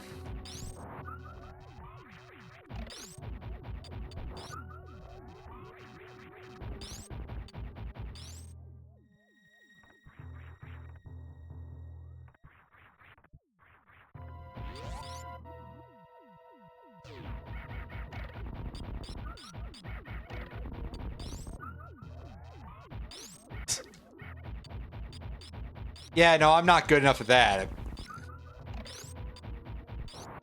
I mean, I possibly could, but the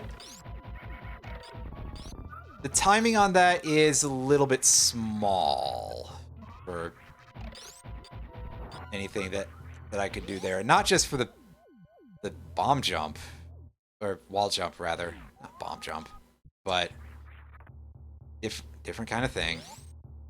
So what was over here? Is this just a view of the... Okay, yeah, this wants speed boosters, so that's easy.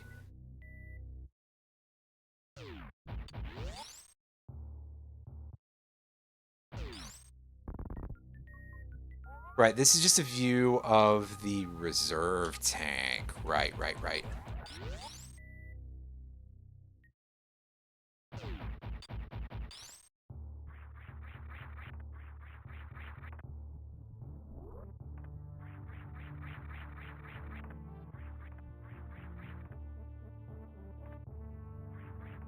Oh, hey, is that the thing at the top of the map?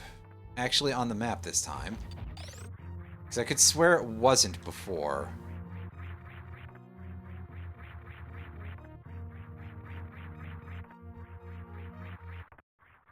So now I have to go, how do I get up there?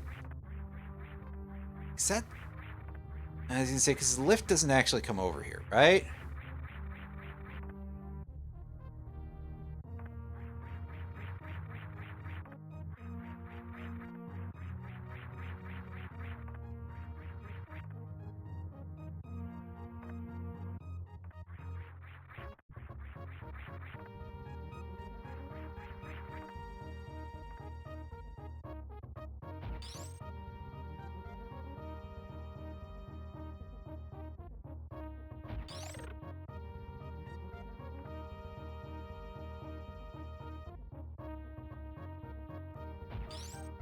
Oh.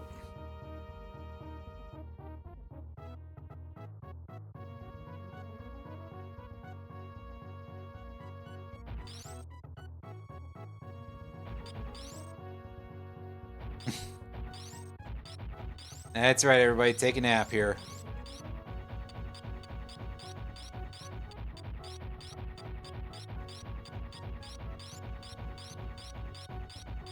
Where'd it go? It can't have passed us, right?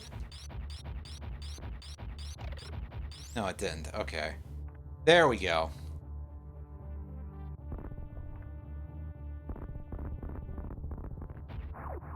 Ah, somehow we managed to basically stick to the wall there. That's pretty good.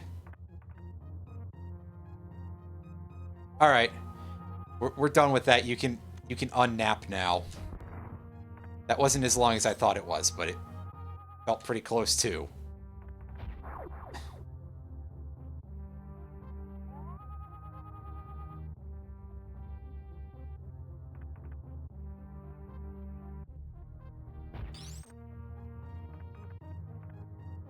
Oh.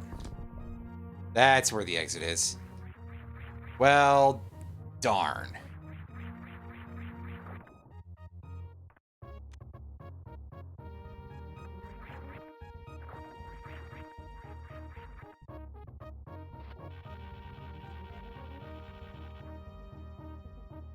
It's alright, that'll only take, like,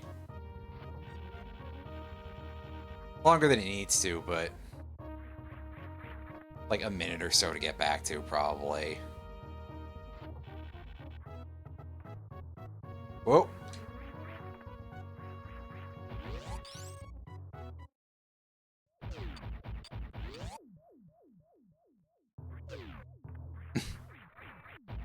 At which point I jump straight into the electricity.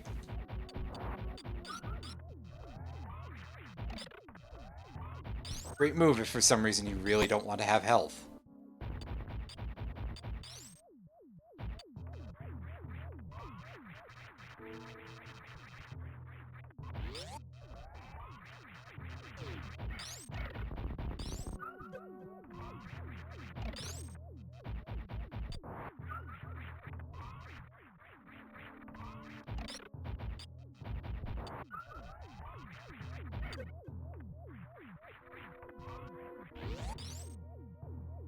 Alright, so we're at least back in the same room.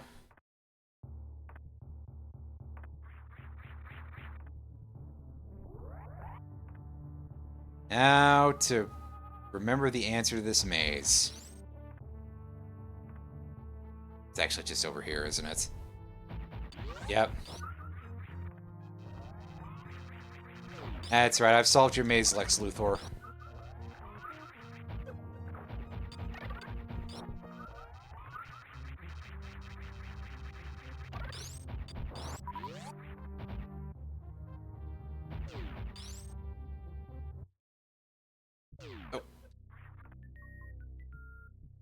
Oh, I was gonna go back and look at the orange guy up there. And just be like, hey, does anybody actually know what that thing's deal is? But I can see the game didn't want me to do that. And plug me straight into the spikes, too. What fun.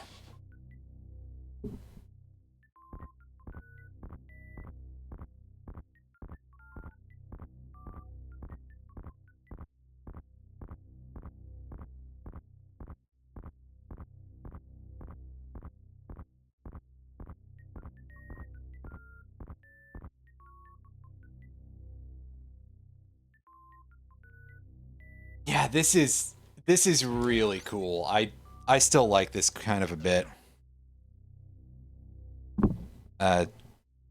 Hold up. Just a little bit of adjustment there, that's all. And here we go, gravity suit time. We got the purple suit, everybody. And that gives us access to those areas. Well, some of them anyway.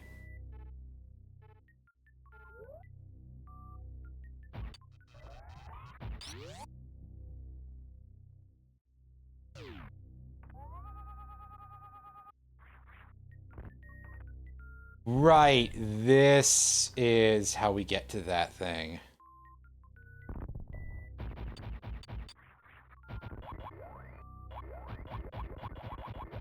Let's not forget about the reserve tank. You hide? Oh, I see. You're hiding that I need some of those. And this leads to a thing where you have to shine spark.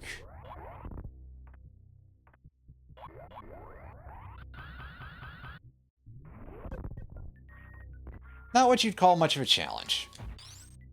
Thankfully. It's not like it's not like aiming that one in Blue Brinstar where it's just like, oh, at least there's no stakes, but you are going to screw this up a couple of times.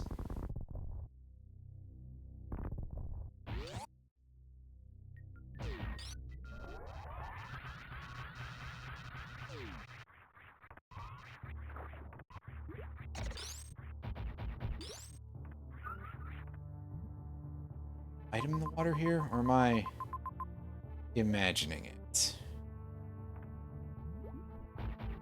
Ah, yes, it's hidden off map.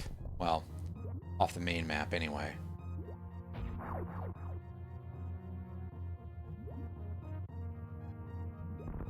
Oh, I completely understand. All I can say is at least this game doesn't have any of the, like, Shine Spark chains that you have to do in Metroid Fusion. First of all, one, that shit's wild, and second of all, oh boy, I'm so bad at that.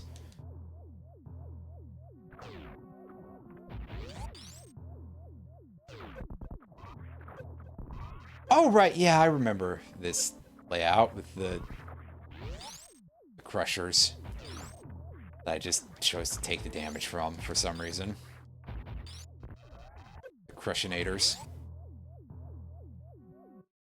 And now hold on just a minute. I could swear... Oh, yeah. Yeah, we can go through the ceiling, because I remember another room with a standing Chozo statue. I was like, now wait just a minute. I'm not actually done here.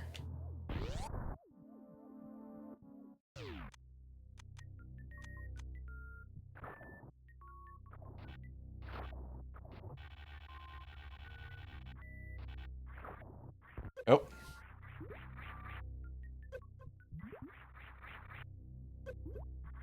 Don't try to get fancy here. Just get back to the other end of things and be glad that the spikes only do 4 damage now.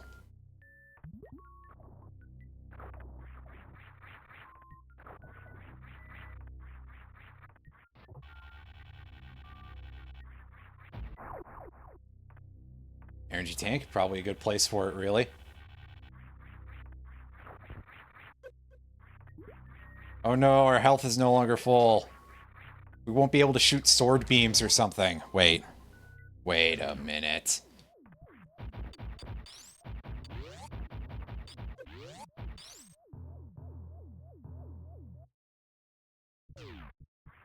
Now there's quite a lot of stuff we can do now that we have the gravity suits. Can we go get the plasma beam? I mean, hell if I can remember where the plasma beam is.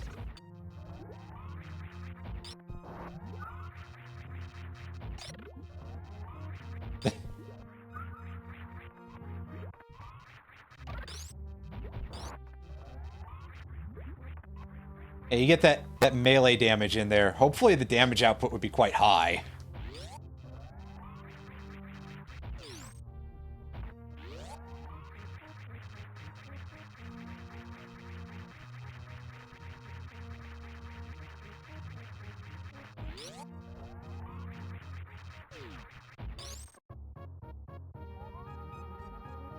Okay, this is a lot of maze.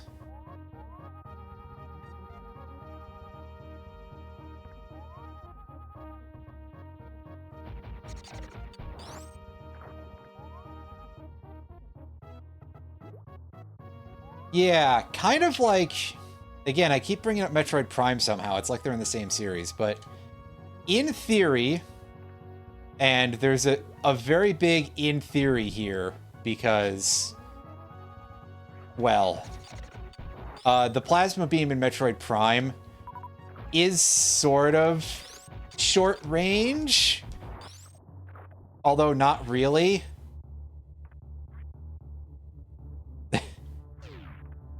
Thanks, Roundy. I can rely on you for... well, for that, at least. I'm like, how do I follow this statement up?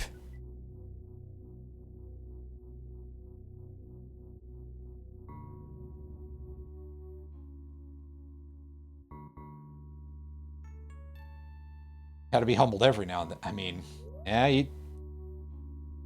you're not wrong. That's entirely a fair point.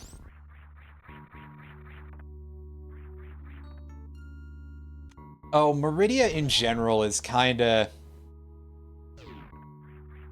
It's a place alright. Love the music around here. But... yeah, the navigation can be a little bit rough.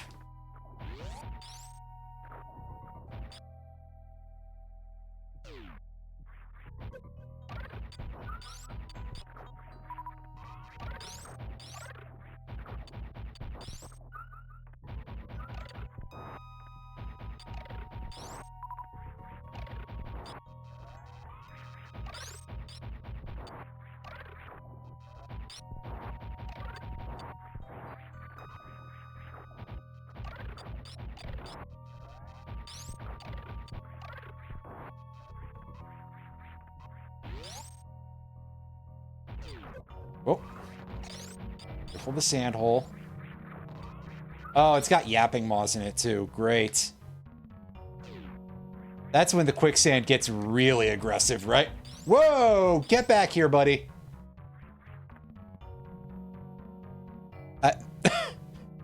I think that thing just completely effed off. Like, it launched, it did not come back down.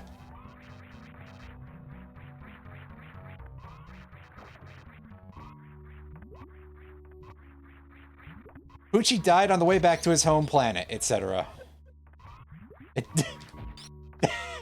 Yeah, there you go.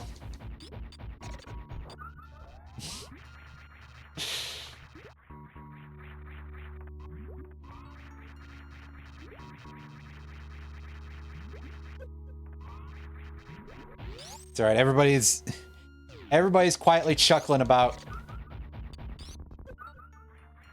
Poochie from Yoshi's Island fighting it. I mean, wait. Yeah, so that way I think is just a one-way door. I think. As usual, don't take my word for anything around here, because I don't remember most of this game.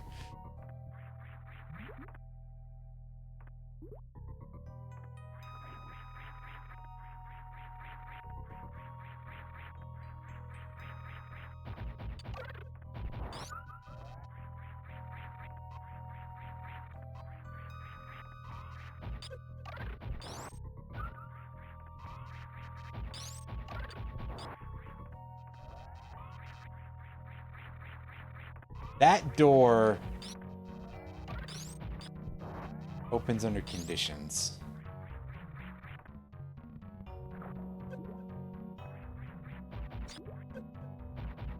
Oh yeah, absolutely. This is...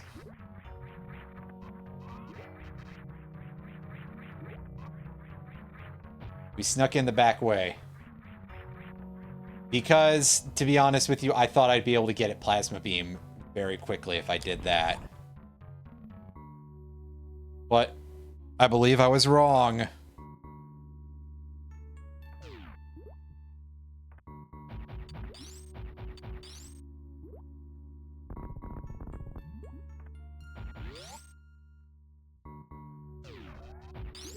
Ah, yeah, here we got our mini Dragons here.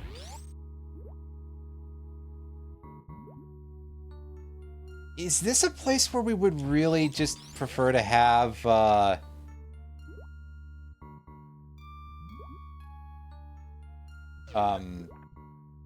space jump? Answer, yes. I think most of this game could probably be described as places you would prefer to have space jump, but... Well, I guess we can touch the sand without getting absolutely just completely sucked. Parentheses out, unfortunately.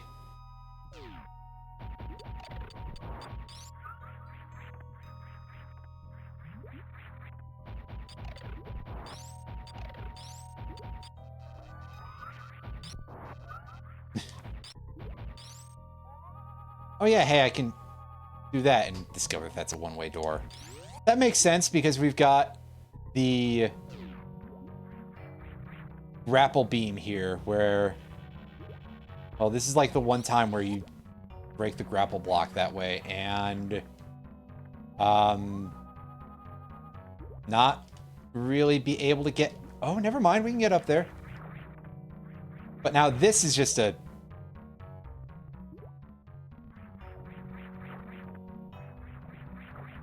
This is 100% a get space jump or learn how to wall jump better area.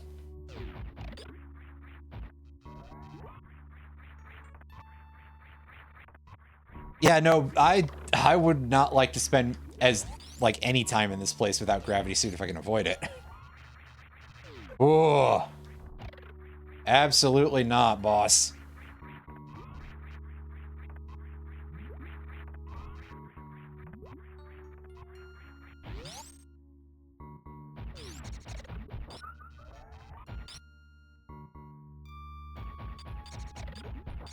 Ah, yes, here's the other broken tube. Graphically.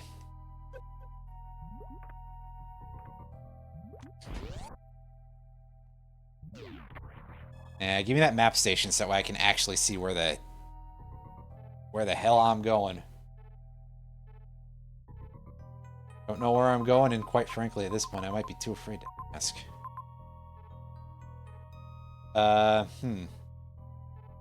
So I can see that there's like a chunk of the map visually missing there to actually kind of complete our journey visually to get to... Oops. Get to me having to go into OBS to turn on the cursor for a second. To get to this guy. Oh, that didn't even work. Never mind. Whatever. You guys know what boss room I'm talking about.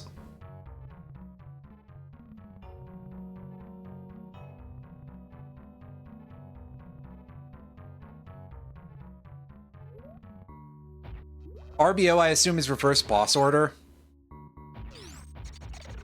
Which would be Ridley, Dragon, Phantoon, Kraid.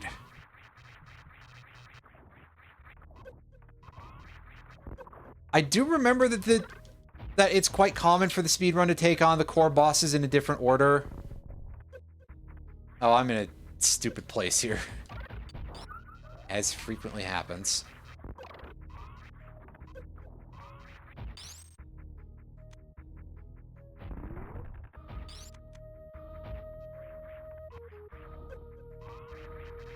Yeah. Ultimately, I had like this weird brain fart of like, hey, do I even remember the names of all these guys? Which I do, but... Ah, yes, good old that sound effect.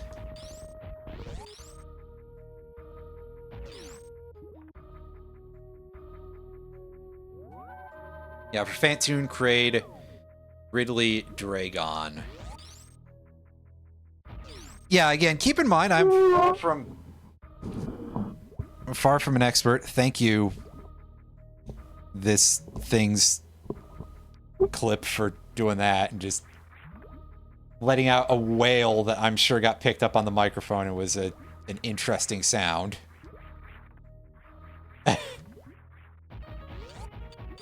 Yes, sound hardware. The part of this of the streaming experience that is the most butts.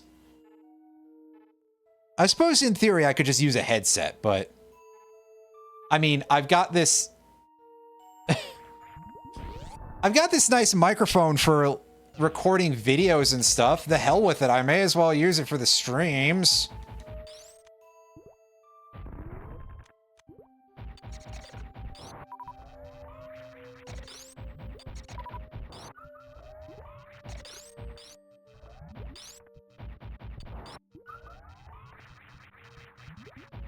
But yeah, there's always those little issues, and on top of that, this mic arm is really loud whenever that part turns. And yeah, it does kind of just sound... I assume it does kind of sound like a weird ghost elephant thing. Oh yeah, I can't go back from here. Whoops. It's fine. I'm farming energy. Badly. But nevertheless.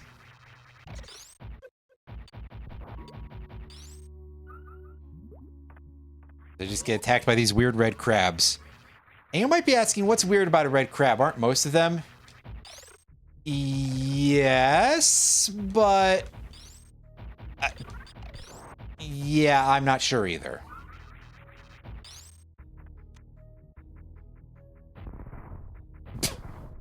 Wow, that's some good super missile action on my part. Ooh.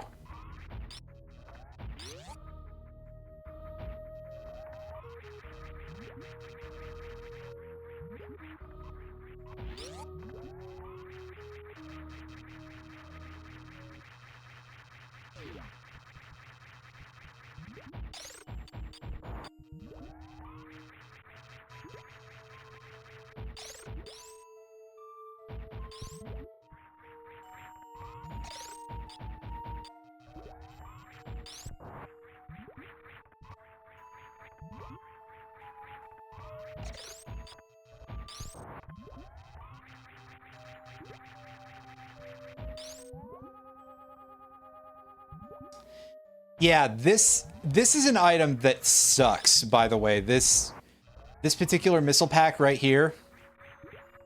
Just gonna highlight that again real quick. Yeah, this is probably one of the bigger reasons ultimately why I should be a little bit more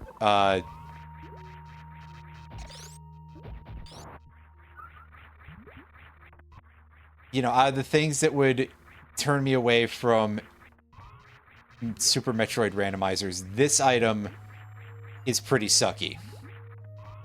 But I've done a couple of Metroid Fusion randomizers, and I've never 100%ed that game, and there's a lot of stuff in there that's absolute balls to get, so ultimately, perhaps I'm a little bit insane.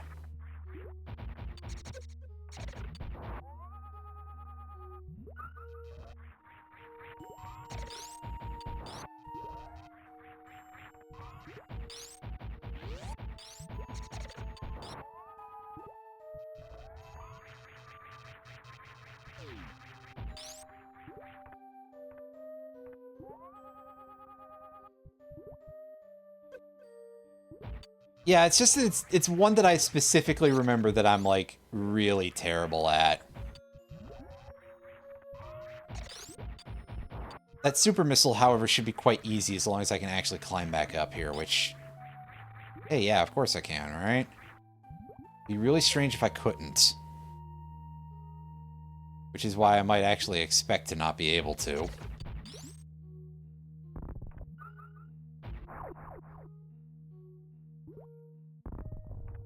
Oh, yeah, that seems quite familiar as well.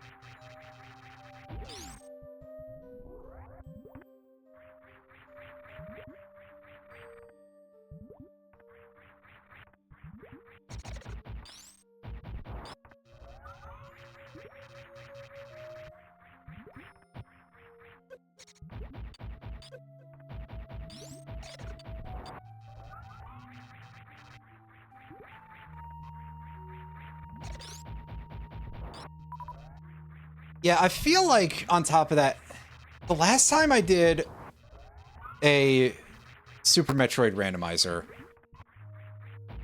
I ended up in a position where like my early item set was such that I had like screw attack and very little else. And one of the first things that I was doing was going through the room that you get access to in the ship room. I forget the exact name of it, but it's the room with all the acid and all the nasty stuff in there.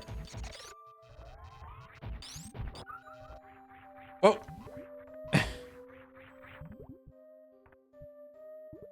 Pretty bad slip there. Yeah, so just... I'm supposed to just go back up.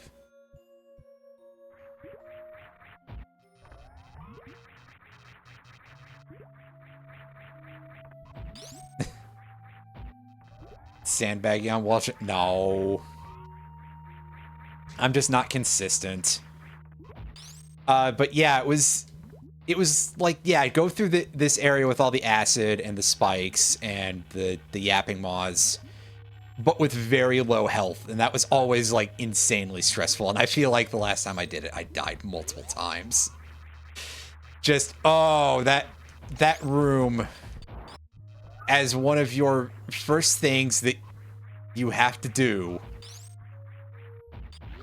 That just feels like complete and total hot dog water. Like, do you want to be doing that? The answer is, I'm not sure I like doing it with Space Jump. And both suits and energy.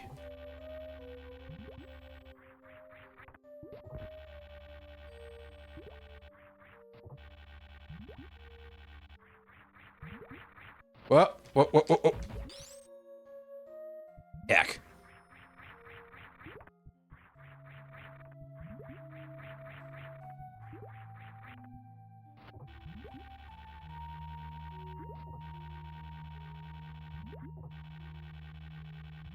Yeah, these flings that I'm getting off of the grapple beam are intense. Like, wow, that's... Atomic purple started here. I can believe it. It's... Yeah, it's kind of that color. Yeah, cat yelling. I at you.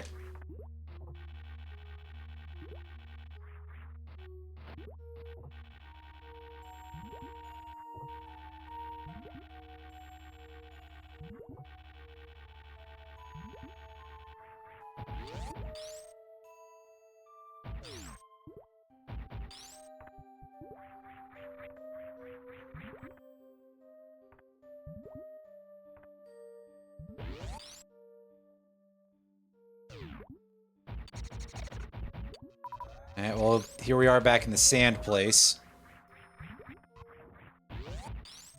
Do you guys like sand, or are all of you a bunch of Anakin Skywalkers? I'm sorry. That's...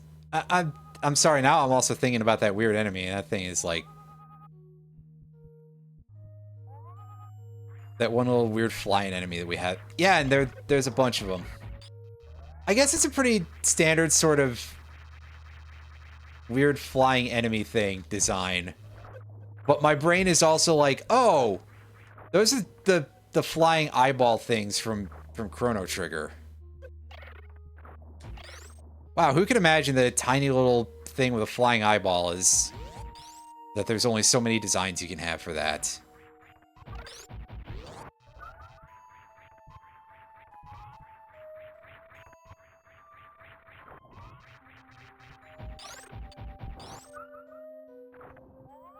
This way, I think, is to Spring Ball, right?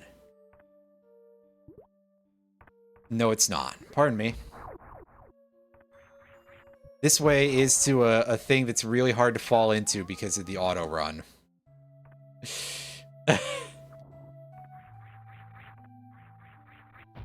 I felt incredibly silly not being able to get into that tiny little hole.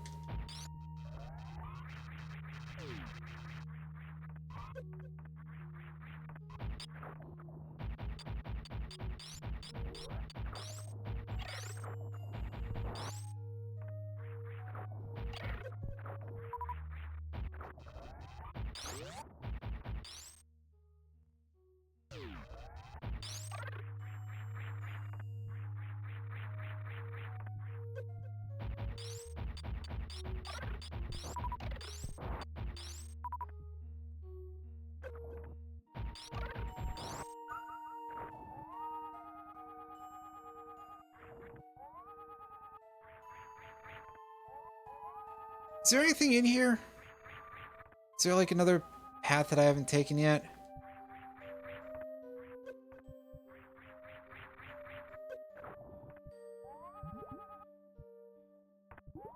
Maybe over this way, if anyone. Yeah, yep.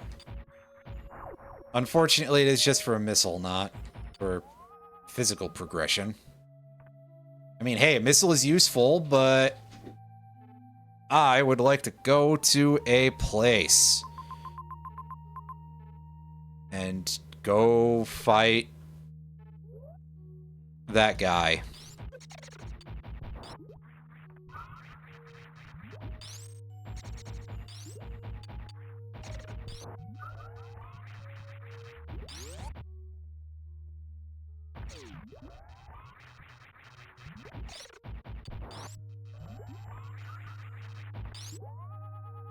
Oh, right, we can shoot down through this. That's right.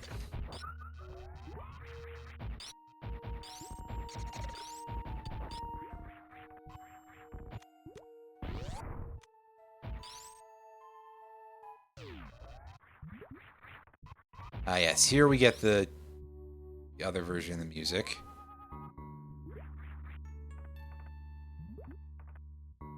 Power bombs. Drop us through. Oh. Those weird snails.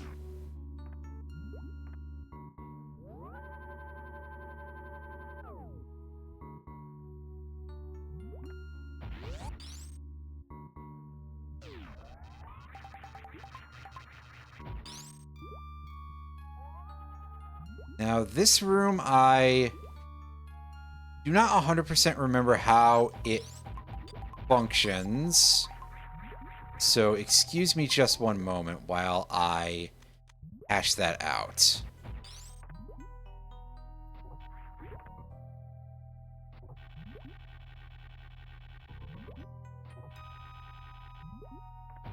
I think I just do one of these.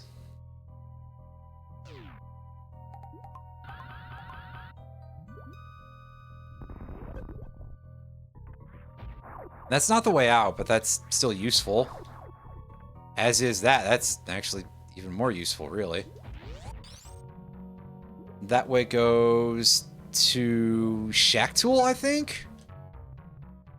I think this is a Shack... No, it's not. I just am assuming, I guess, because I'm like, well, it's around somewhere. And we are in the sandy zone.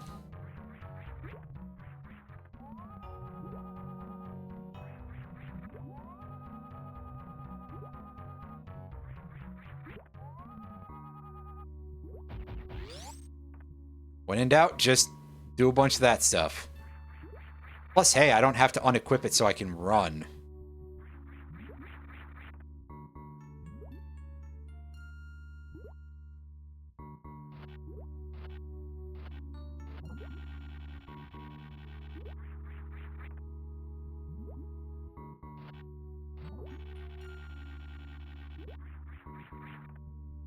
You know, using the grapple beam underwater seems like a really poor idea because it's all electricity. For those of you who don't know, that's the thing that we can use against Dragon. But oops, spoilers! Spoilers for a 30-plus-year-old game that I'm pretty sure literally everybody has played. Welcome back. We got Mocktroids in this room. They're not Metroids. They're definitely not some sort of strange compound of Metroid and Colin Mockery. That would be very, very odd, even by this franchise. Well, especially by this franchise's standards, I guess. All right, we can do that, but I am going to equip some of these for reasons of them being good damage. If I land a hit. This is Botswoon. He is a snake dude. You have to hit in the head, because of course you do.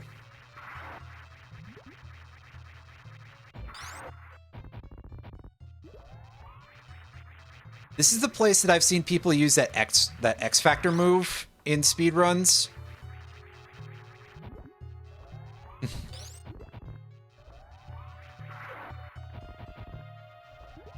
Yeah, certainly it would be a little bit... I don't really think any Nintendo franchise... Like, even Earthbound, with as much as it's a very, like, humorous game, with a lot of awareness of social, you know, pop cultural references, it wouldn't be all that likely. And yeah, even though Botswoon starts moving faster as the fight goes on, he gets easier, apparently. He didn't stop to shoot me like once after a good chunk. That's a choice, buddy. Okay, so that seems like something we might have to go up and over for.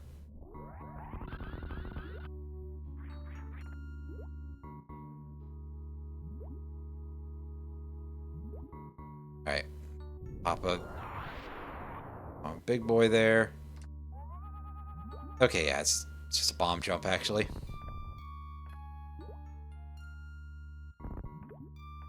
But I didn't have the whole path traced out in my brain. Ah, okay. It's a pity I can't X-ray scope while in ball. I mean, I know why, but it's still kind of a pity.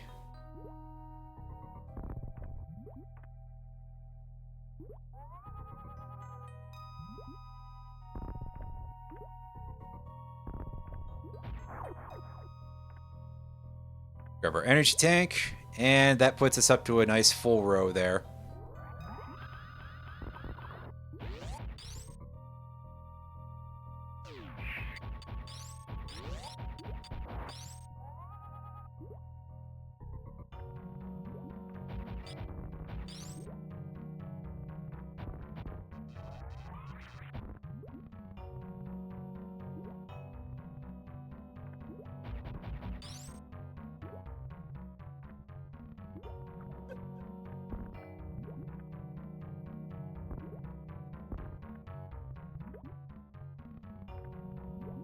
Yeah, I think there's something you're supposed to do to push those back. It's probably like use a missile or something. But since I don't know offhand, we'll just do that.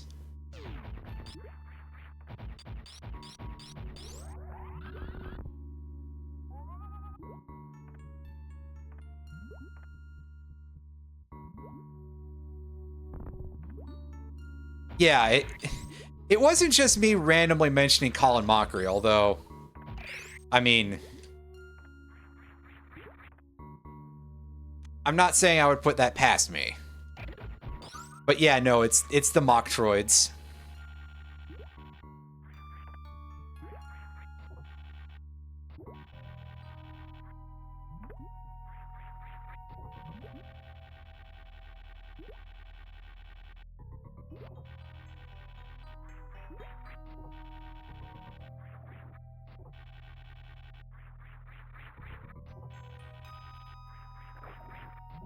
And I think it is spelled M-O-C-H officially, but my remembrance there is not necessarily correct. But that is also the reason why I was saying it that way, is just because, yeah. You know, spelling. Unfortunately, sometimes your jokes just happen to accidentally conform to reality. Well, it happens to at least some of us.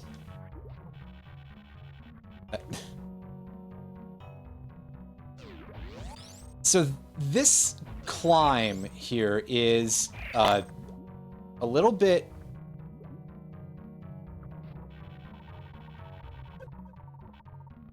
a little bit of an odd set of inputs, basically. At least it certainly feels like it.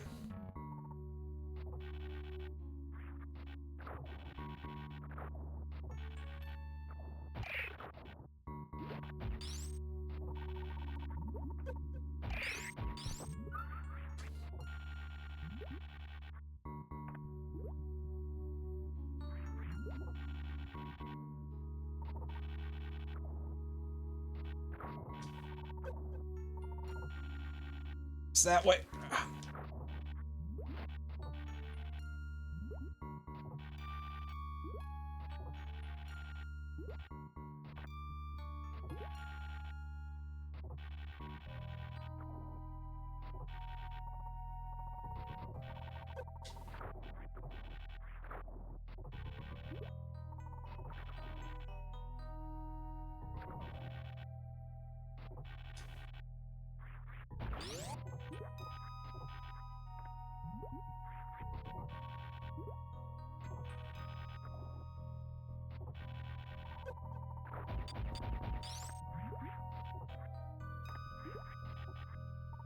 It might be worth it to just, like, try just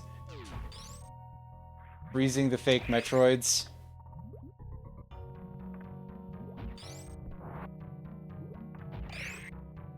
And if only I could do it better.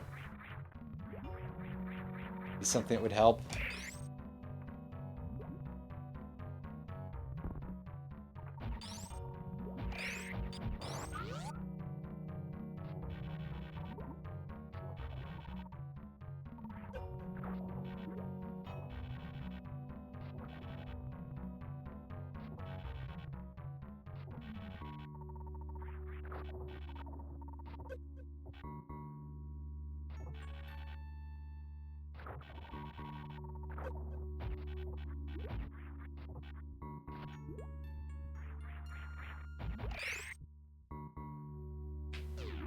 Yeah, there's going to be at least a bit of this here, because I'm pretty awful at this, apparently.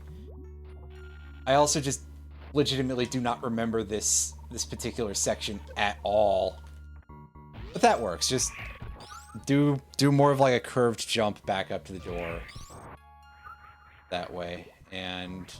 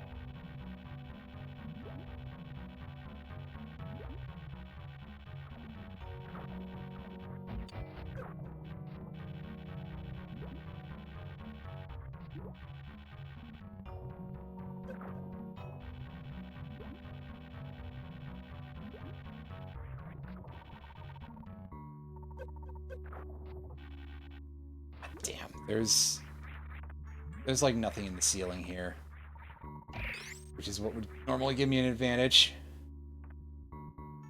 Yeah, there we go. Well,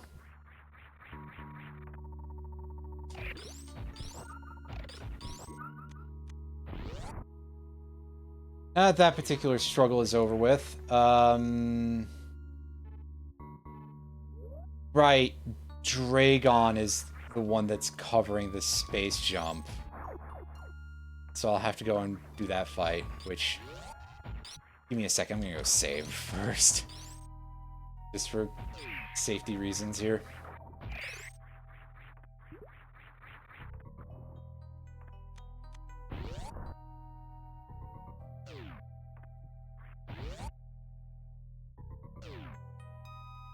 Get our health back.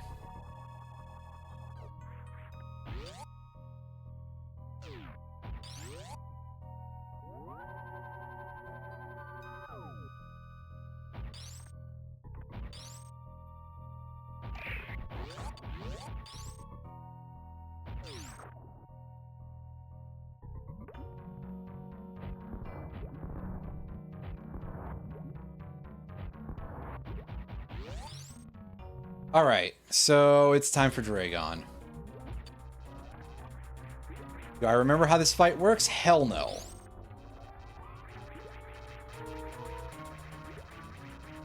Do I remember that you can... that you can grapple beam into these turret things once they're destroyed? And use that to do massive amounts of damage to Dragon if it grabs you? Yes, I do. I at least remember that, I guess. That's something. Come on, get me over there.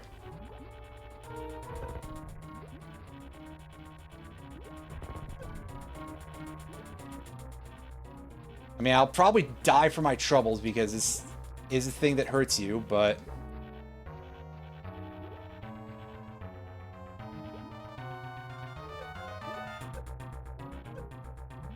Come on. Easiest boss ever.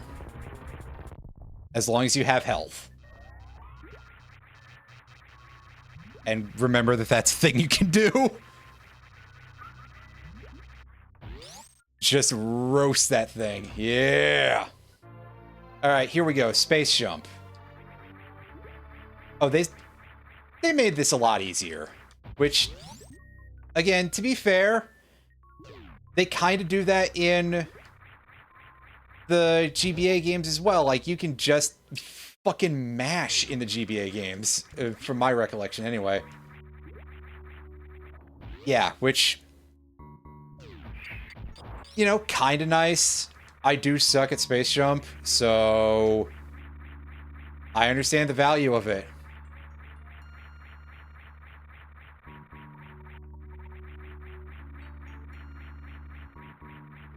But yeah, they decrusted it, and again, that's one of those things that I think will make some people go, "Oh, well, this is..."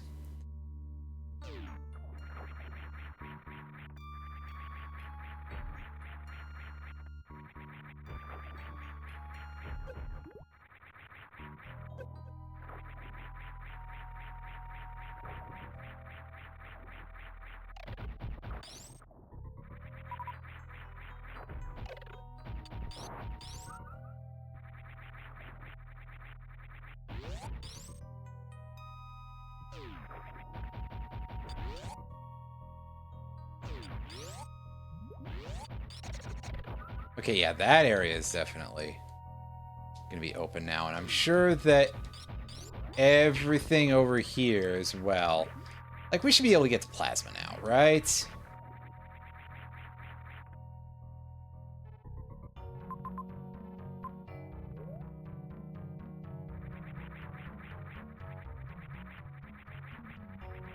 Now we just fly our way back here.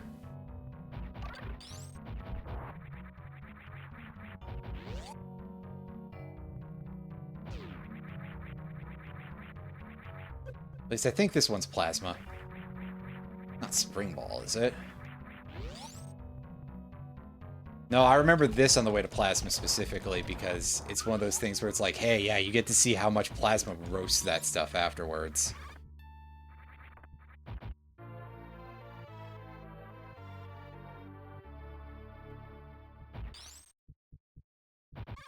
I mean, that certainly is what I would imagine, but also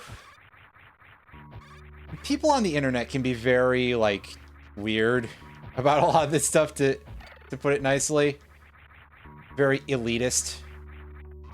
Or at least they will say things that way. They may not necessarily actually believe that. And by the way, yes, we get to see here a little bit of the Spacer Plasma combo action. This is the main thing that I installed as like an extra, one of the extra patches for Super Metroid Redux. Mostly because I wanted to see it. Because, obviously, if you do this in regular Super Metroid, the game crashes. And also, you usually can't do it unless you do your inputs extremely fast.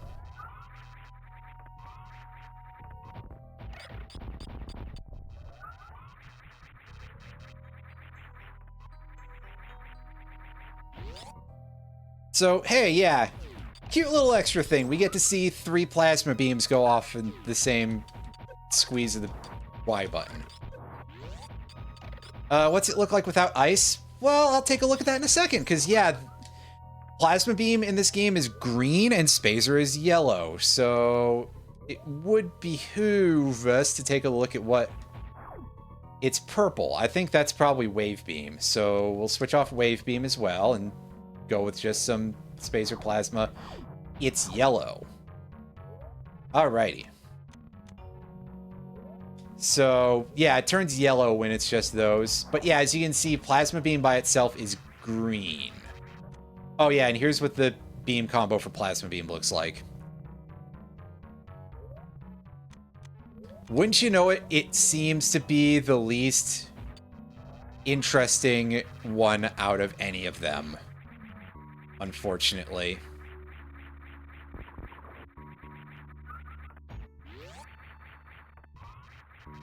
That's... And, you know, shades of Prime there. How often do you actually use the flamethrower? And the answer is, you don't. Quit goofing off. Yeah. Absolutely not.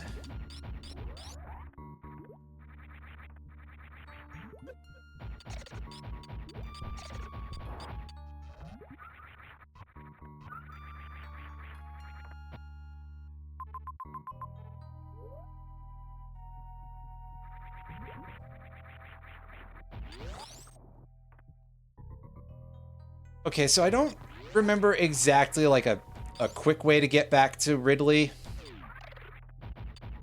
But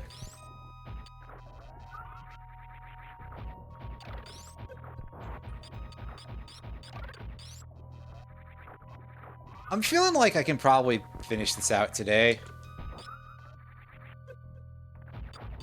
Like, not go for 100%, obviously, but...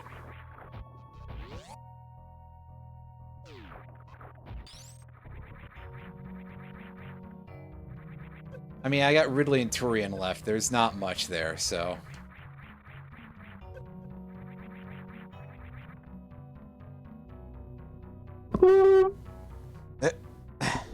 Whoops.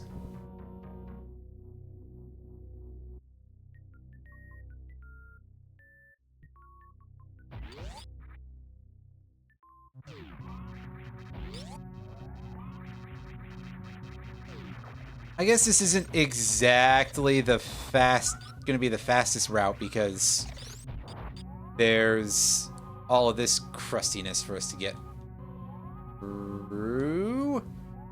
There's another route out of... Yeah, there is. That's actually looking quite a bit easier than I thought it would.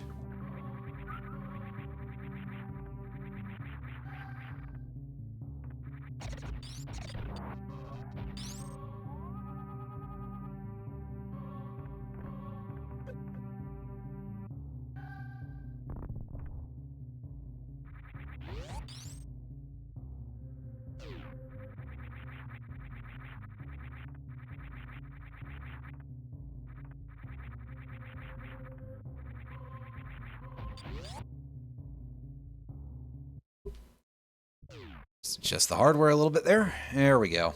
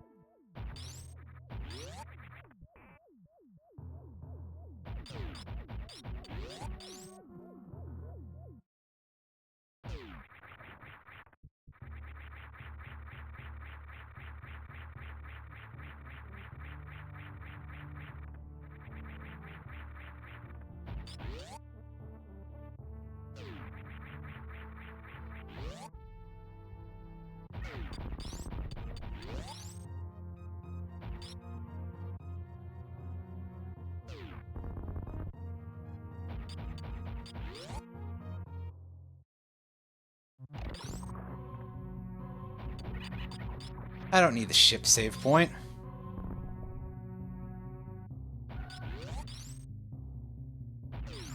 Probably.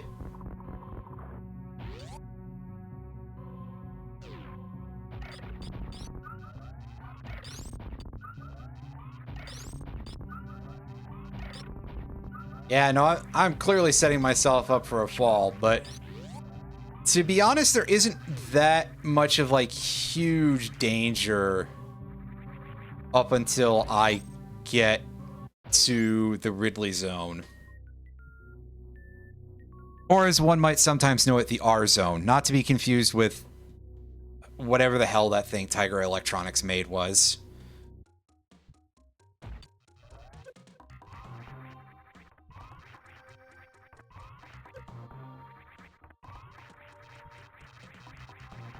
And some of you might be saying, what the hell are you talking about? And that's probably the correct response to anything that was ever made by Tiger Electronics. Because maybe you shouldn't know about it.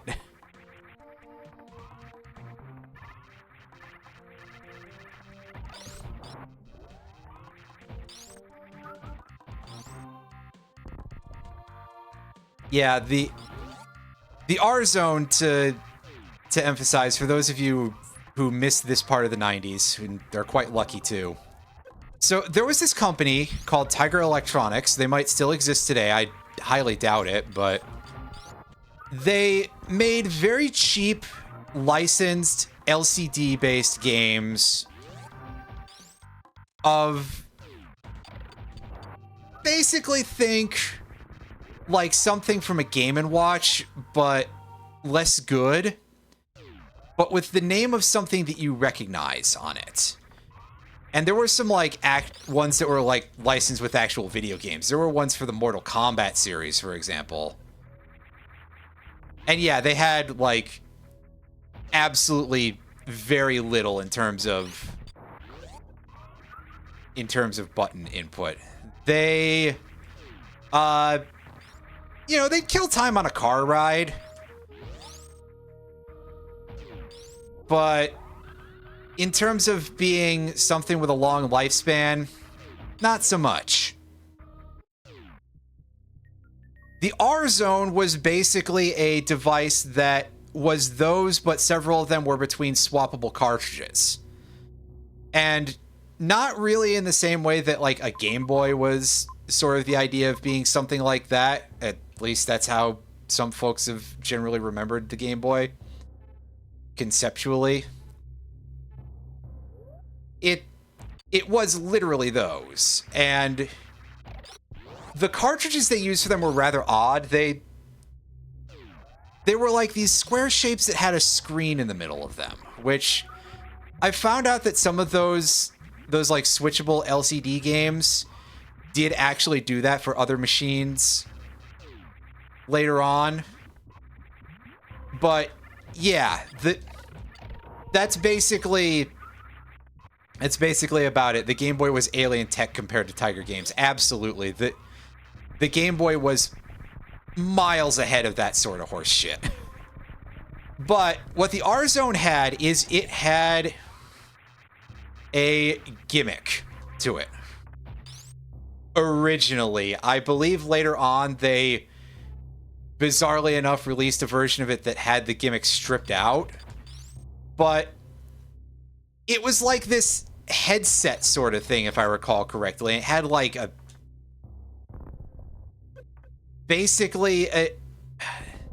So I'd have to double check on some of this, but I remember it being something like it had this basically eyepiece screen for it. And it was one of those things that's like, this looks really cool, but it's literally just, hey, here's a device that allows you to swap between a few Tiger Electronics games.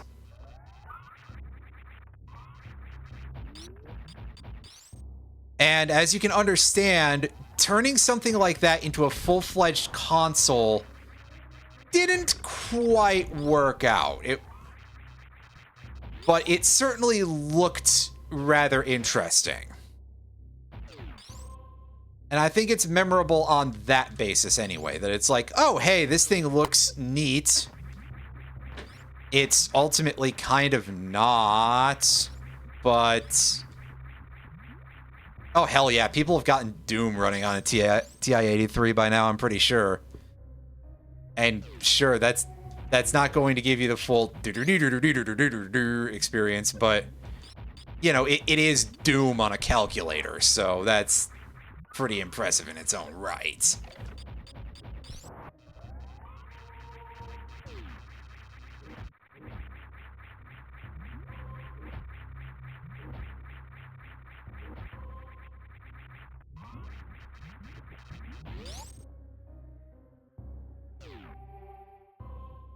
Exactly. Tiger Electronics did later have something that was like a little bit more like a legitimate you know, handheld console in the form of the Gamecom, which was written as game.com because this was an era where the internet was becoming new and a thing in people's brains, so they had to glom onto that. And aside from hardware issues, it's technically at least a competent device. Like, it has things that actually qualify as real video games. You just would very much prefer to not be playing them on that because it didn't have a very good screen. And that is very specifically of the type of screen that ghosts very severely. So it wouldn't be a good experience, but it would be a real video game.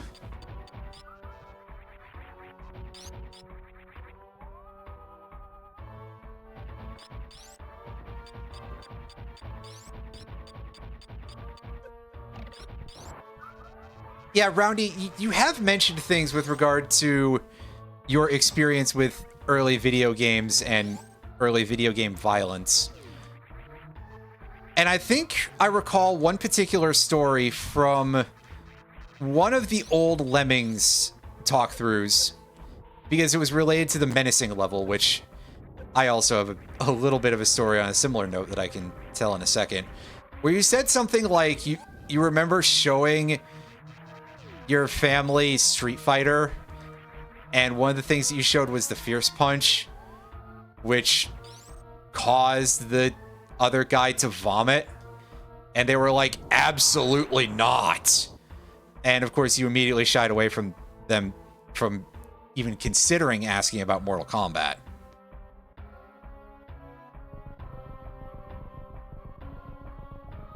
My story about that particular Lemmings level.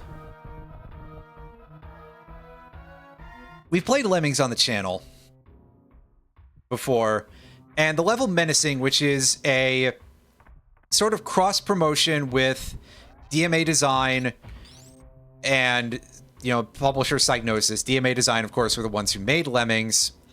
Their very first game called Menace, which is a pretty good side-scrolling shmup if you like the idea of having to own a controller with auto-fire in order to be able to shoot with it.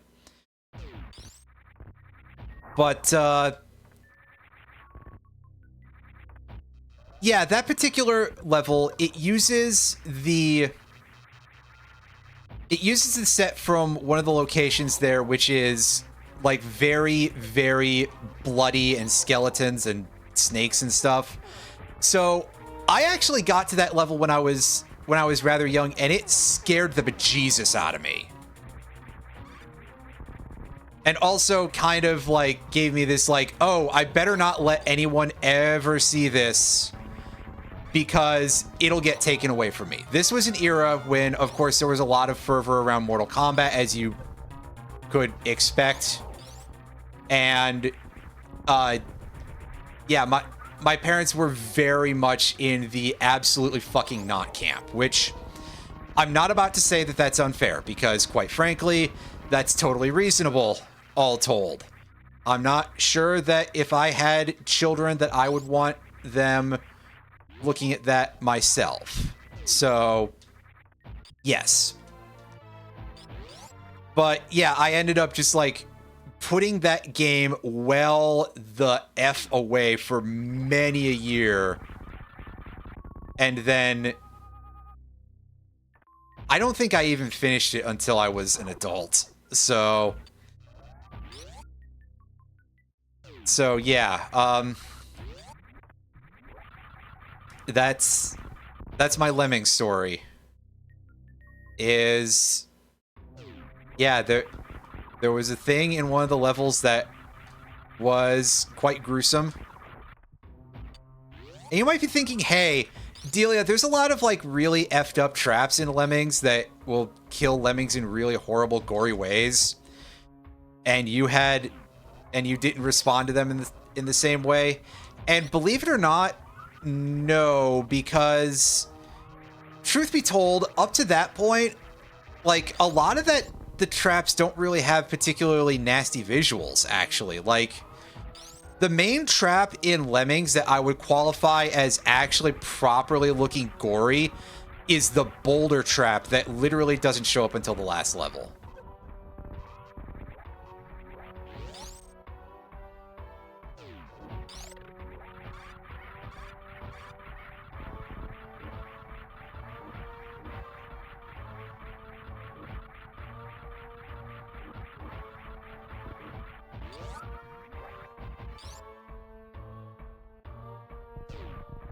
Oh god, yeah, I can... That's...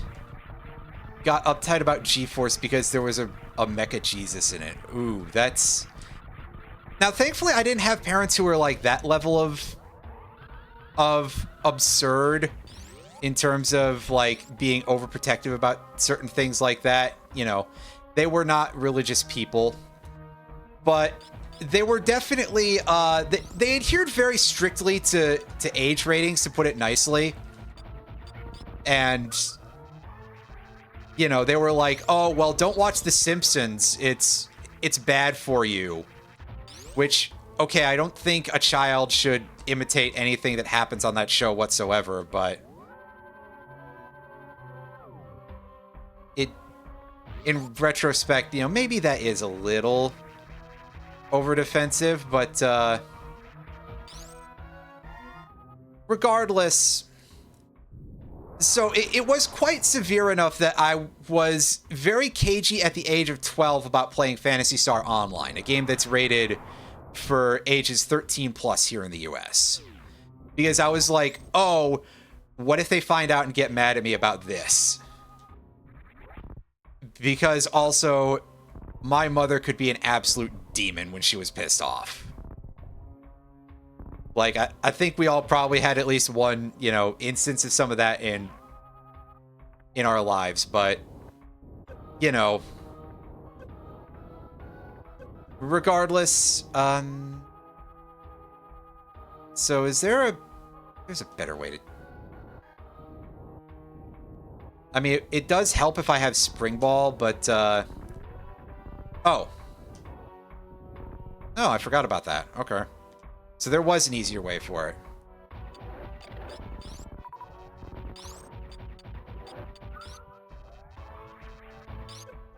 Anyway, yeah, no, that's my fun video game story of,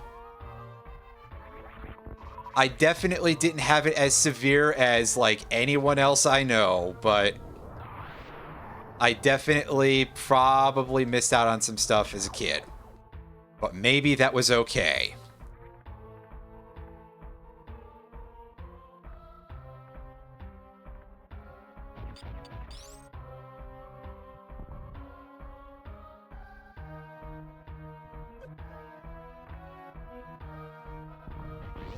Speaking of video game things that scared the crap out of me as a kid,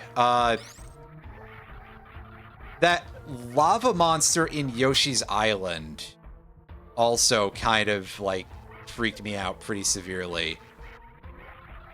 The big one, the like giant blarg. Okay, I was gonna say, how do I piss these guys off enough to make them start doing the dive kick?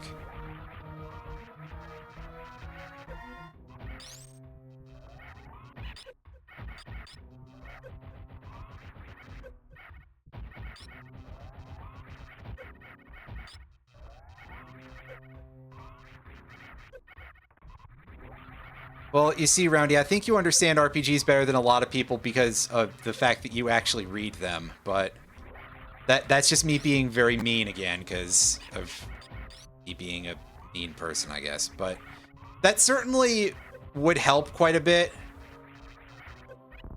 As a child, one might not have the patience for that sort of thing, so...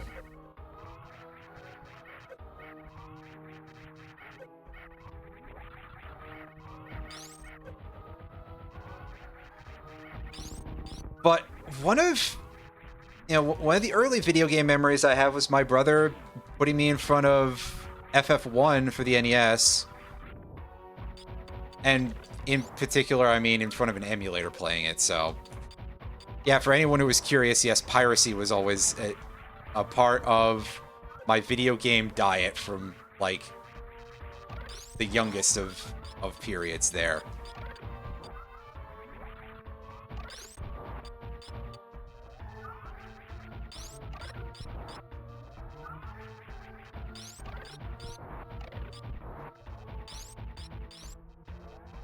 It's okay, I'm pretty sure the only people who care are corporations and their very small number of rather strange fanatics. But hey, that's enough of me making fun of random people on the internet who exist for some reason.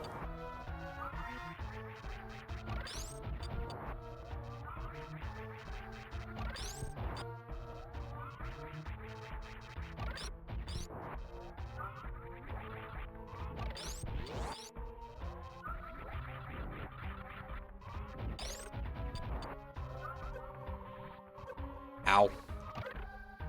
Well, that's slightly damaged my HP grind. I need that back.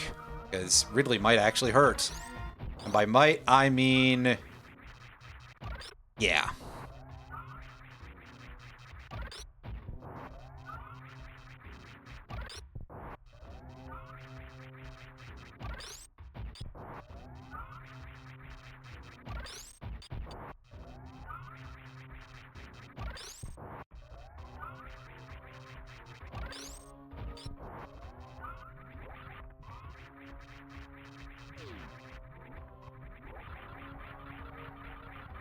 Let's... oh yeah, those things do actually attack you, but for only the 1 damage. Wow.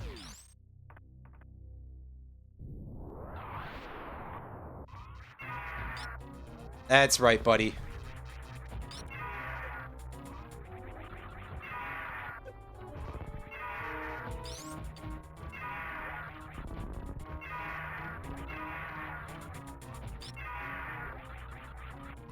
I'm not sure if that hit him because he is off screen, but...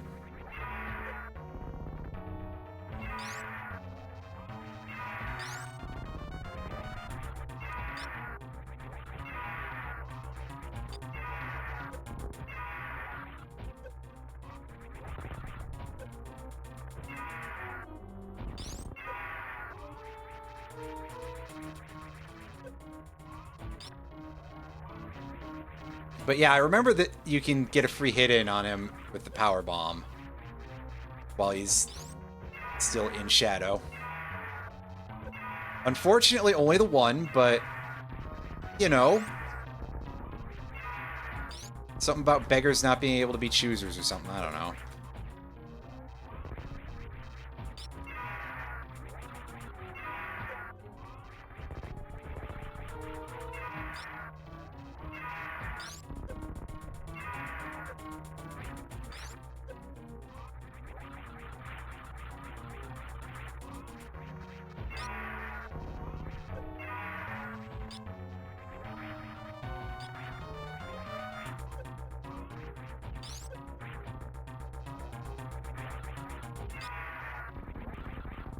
And he's down. We didn't even have to reserve tank.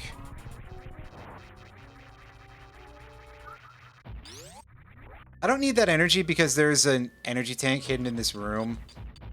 Somewhere. There it is.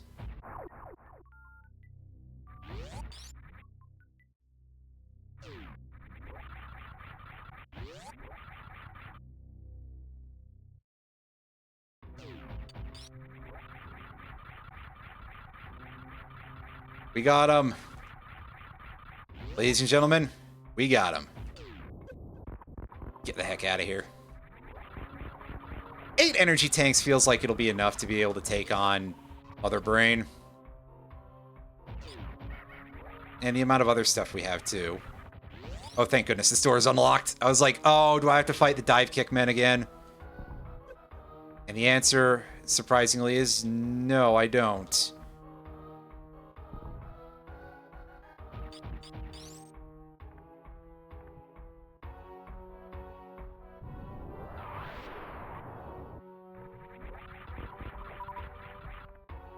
There's nothing else in this direction, is there? It's not like a way back or anything, right?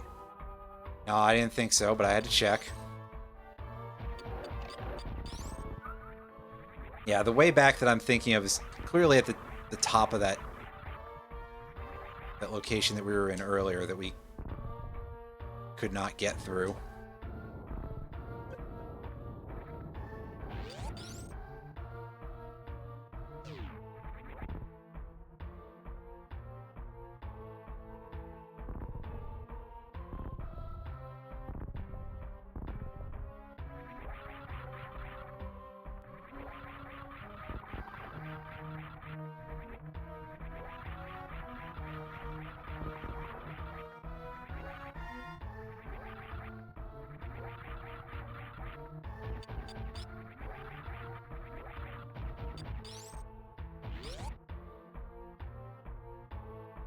Is the way that we go for that? Yeah, I seem to recall these rocks being related to that. And I seem to recall the last time I was ever in here getting bonked by, like, every single one of them. Because I kind of would, wouldn't I?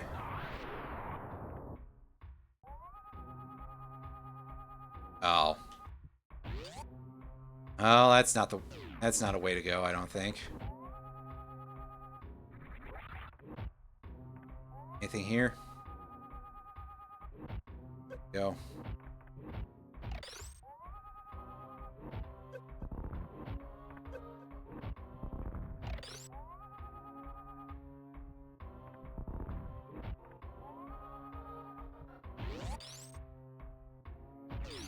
It certainly appeared that I could not get through those.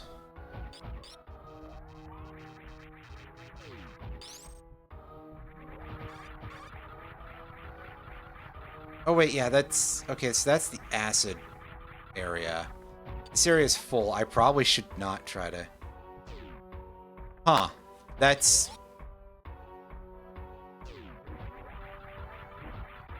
Well, that's doing something quite weird then.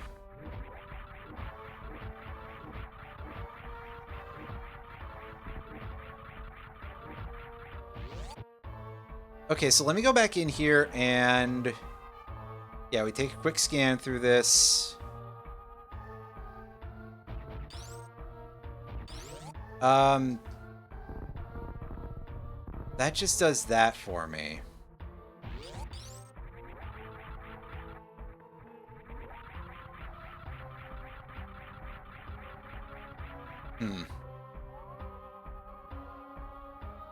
Okay, something is off here then.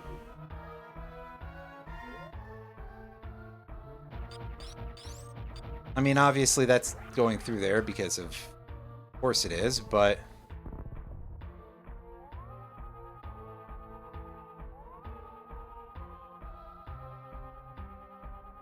Yeah, so... Go ahead and drop another one of those. Go left from the item room and then left again. Okay. Yeah, so it just doesn't always show stuff like that, I guess. Huh. That's weird.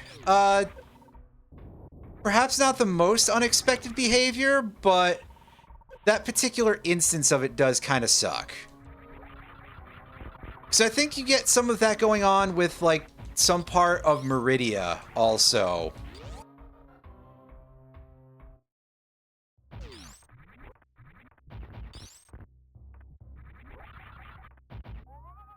But in that case, it's significantly more possible, like, to find where you gotta go.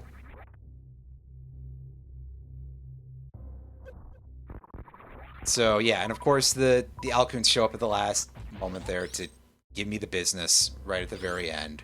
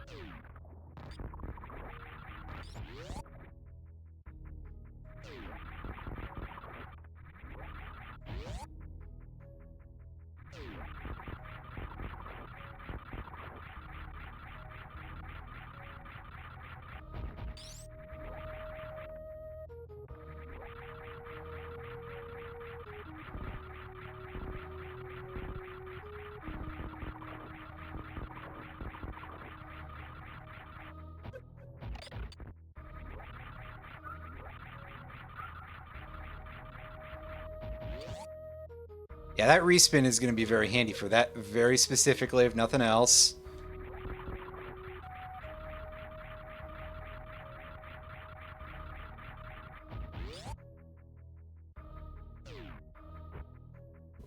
All right, everybody. I'll be right back.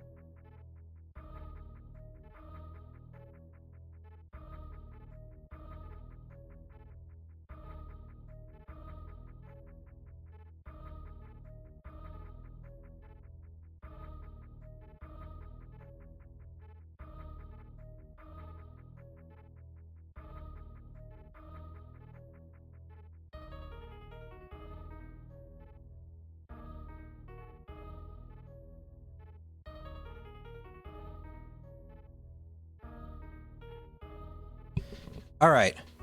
I'm back, everybody.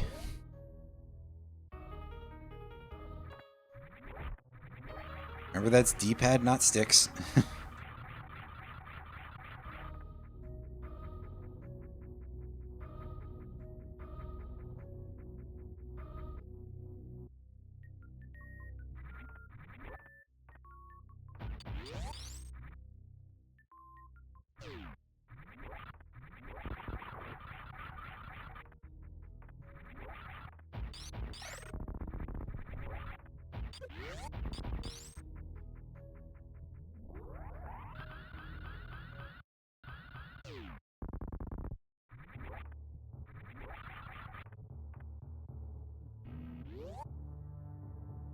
All right, let's save and recharge here.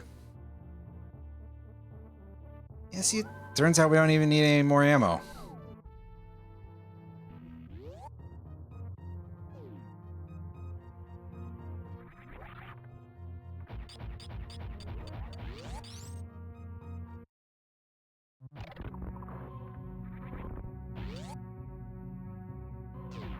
Now, if only I'd opened that door, I could have kept this going a little farther, but... oh well. Ultimately, it's no biggie.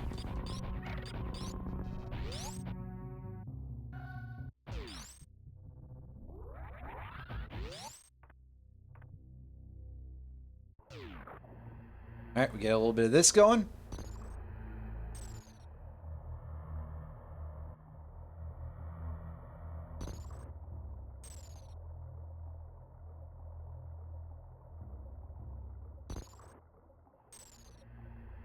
As all four of the boss's souls are moved from, returned to the statue. One of those.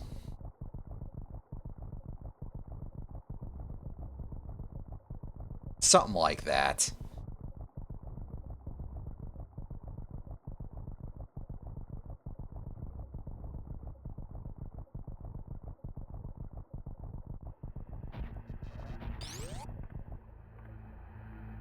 Everything crumbles away to reveal the Turian elevator. Let's go!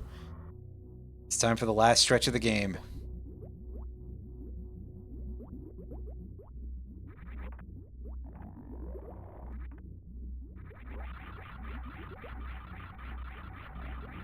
I'll wait to save until I finish. Right. Okay, they only take one super each.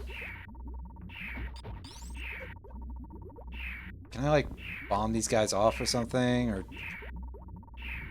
it's surely not power bomb, so I have to just reset the room if I get grabbed.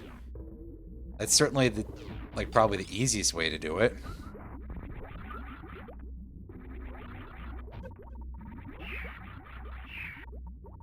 I mean, I'll keep doing it every time. I don't remember other ways to do it. To get them off of you, that's why.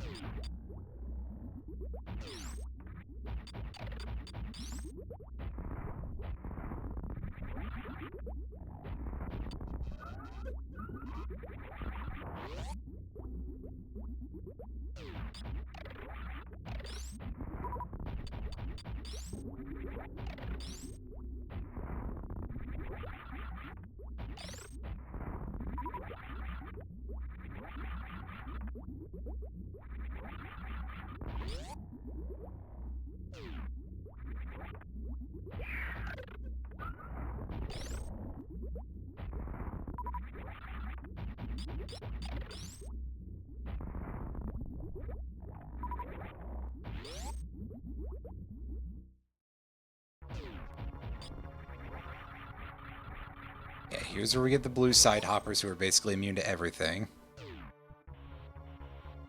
Chorizo that crumbles to dust. All these other things. Stay away from the edge. I mean, I guess it doesn't really matter too much if we get hit by this thing a couple of times. In fact, it speed up the cutscene, I guess. Oh, if I knew how to do that, I might actually try. Unfortunately, you are talking to the wrong person. I do know that that's a thing, though, so that's more than a lot of people, I guess. As in between the noises, you get just one low health beep. That was fun, game.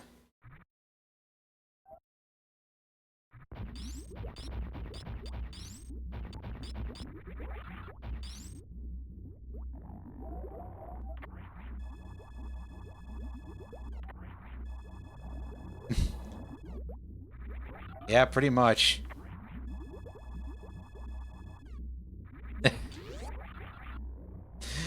I remember that these are things, I just have no idea how I am supposed to do that offhand.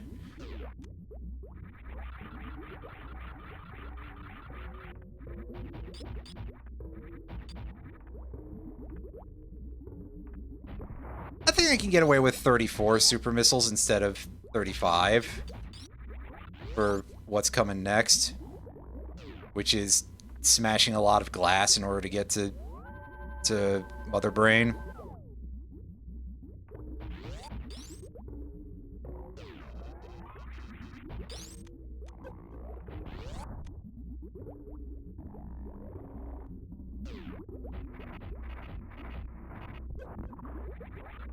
Is that only 4 shots those take?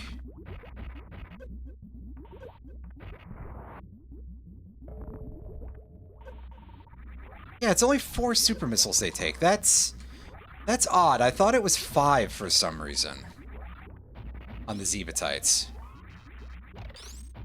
Oh, and the rings don't give us anything. The Rinkas. That's a pity. Can you stop that game, please? Oh, and the Zebatites regrow over time if you don't kill them fast enough. Okay. That's unfortunate.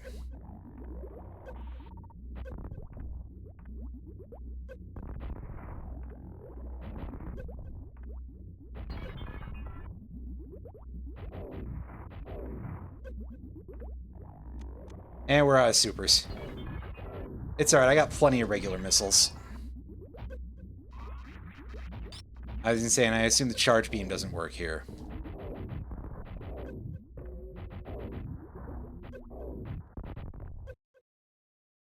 That'll do.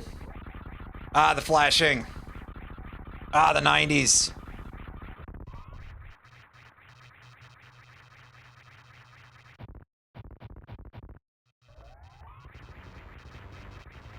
Ah, the zombie mother brain.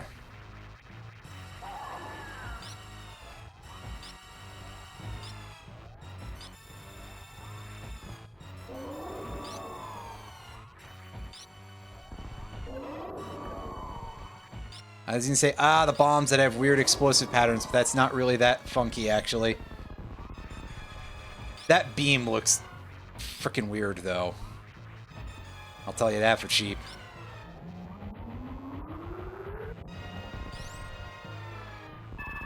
I was gonna say, is that the cutscene laser, or...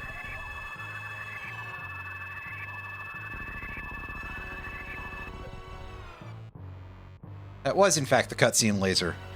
That's much sooner than I thought, actually.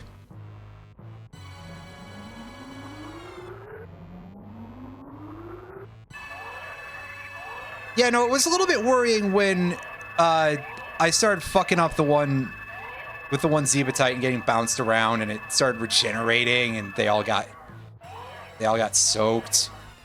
Oh yeah, that's also a potential issue. Yeah.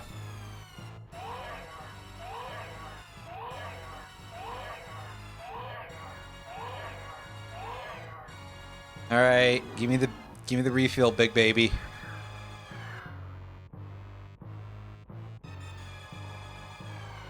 Yeah, that definitely was quite painful. Admittedly, that was more painful than I remembered it being, and everything else felt a little less, I think. But hey, technically we're not done here yet. Because we get to see his thing turn green and purple. Well, it's more like a yellow-green, but, you know.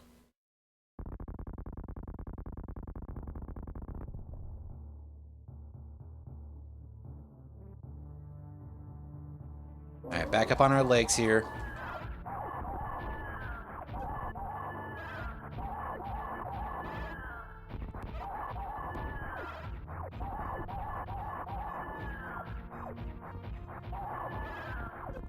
Oh, she's turning very... Oh, she's already dead.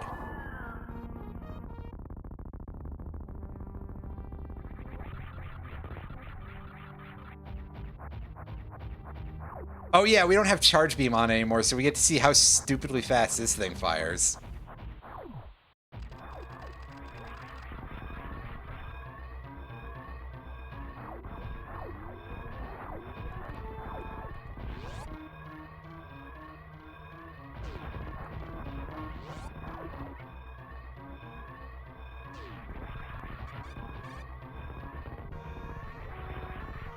Oh, wrong way.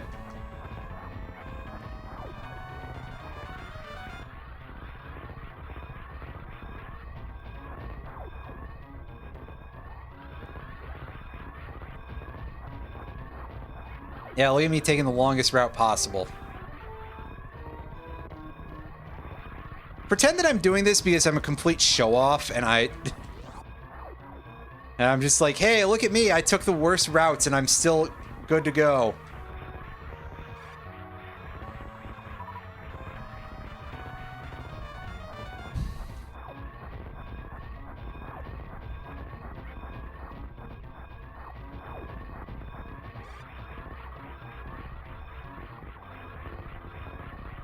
Oh yeah, this room's filling up with acid. I didn't even remember that.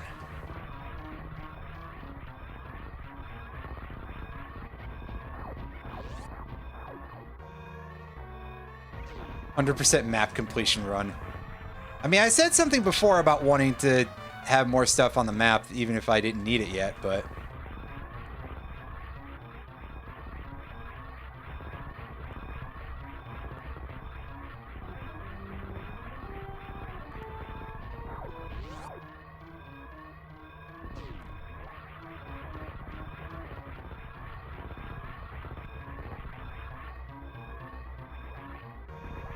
Here, I feel confident in myself right now. Let's go and rescue the goofballs who are in here.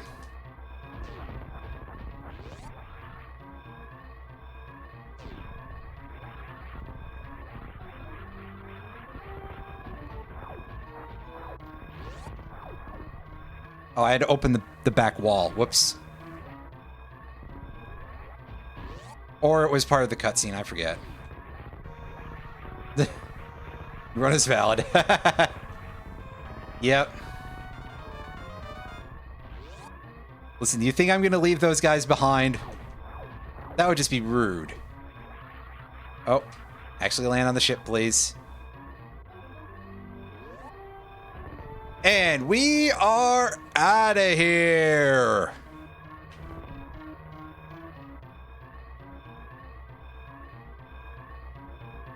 Yeah, so neat little hack. Ultimately, I think it does kind of feel like the main thing you'd be able to say about it is that, like, sure, it streamlines the game, but ultimately it just felt like most of that was just, hey, made it easier. It would be a really good thing for someone to build off of for something else. And we saw and by saw, I mean I read off that it was using a project-based ROM for some of the stuff that it modified from, so it's not like that's all that unusual in the Super Metroid community, I think. And ultimately, just, yeah, hey, it was fun to get to replay this game because it's a good one, and it's been a while since I've played it. It's Super Metroid. You'd have to do a lot to make it not good. So, yeah. But really, that's about all I've got, but I'm going to let the credits play out anyway.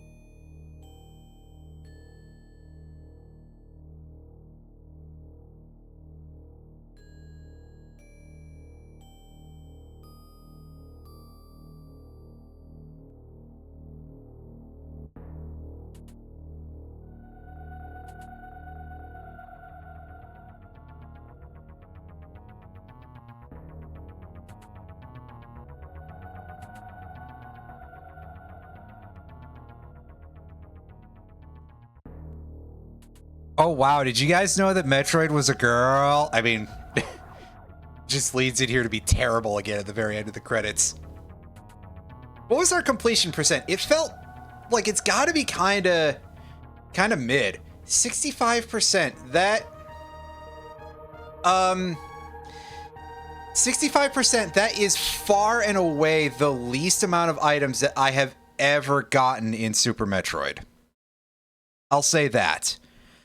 And in fact, I think that's even lower than the most recent Prime speed run, I say, as if I'm good at that. Most recent Prime randomizer I did. So that's like the smallest amount of items that I've gotten in a Metroid game in a very long time.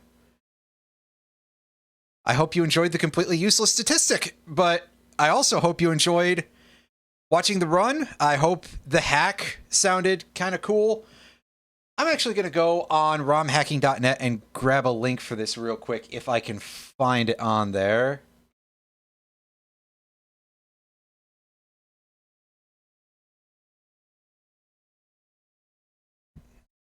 Careful, there may be some mic bumping noises because I'm in a weird position with this right now.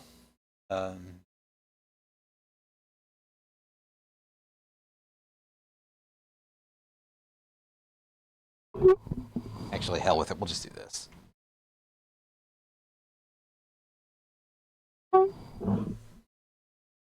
Verifying that I'm human. What? All right. Yeah, no, I found it. So this would not be the longest run on speedrun.com. That's incredible.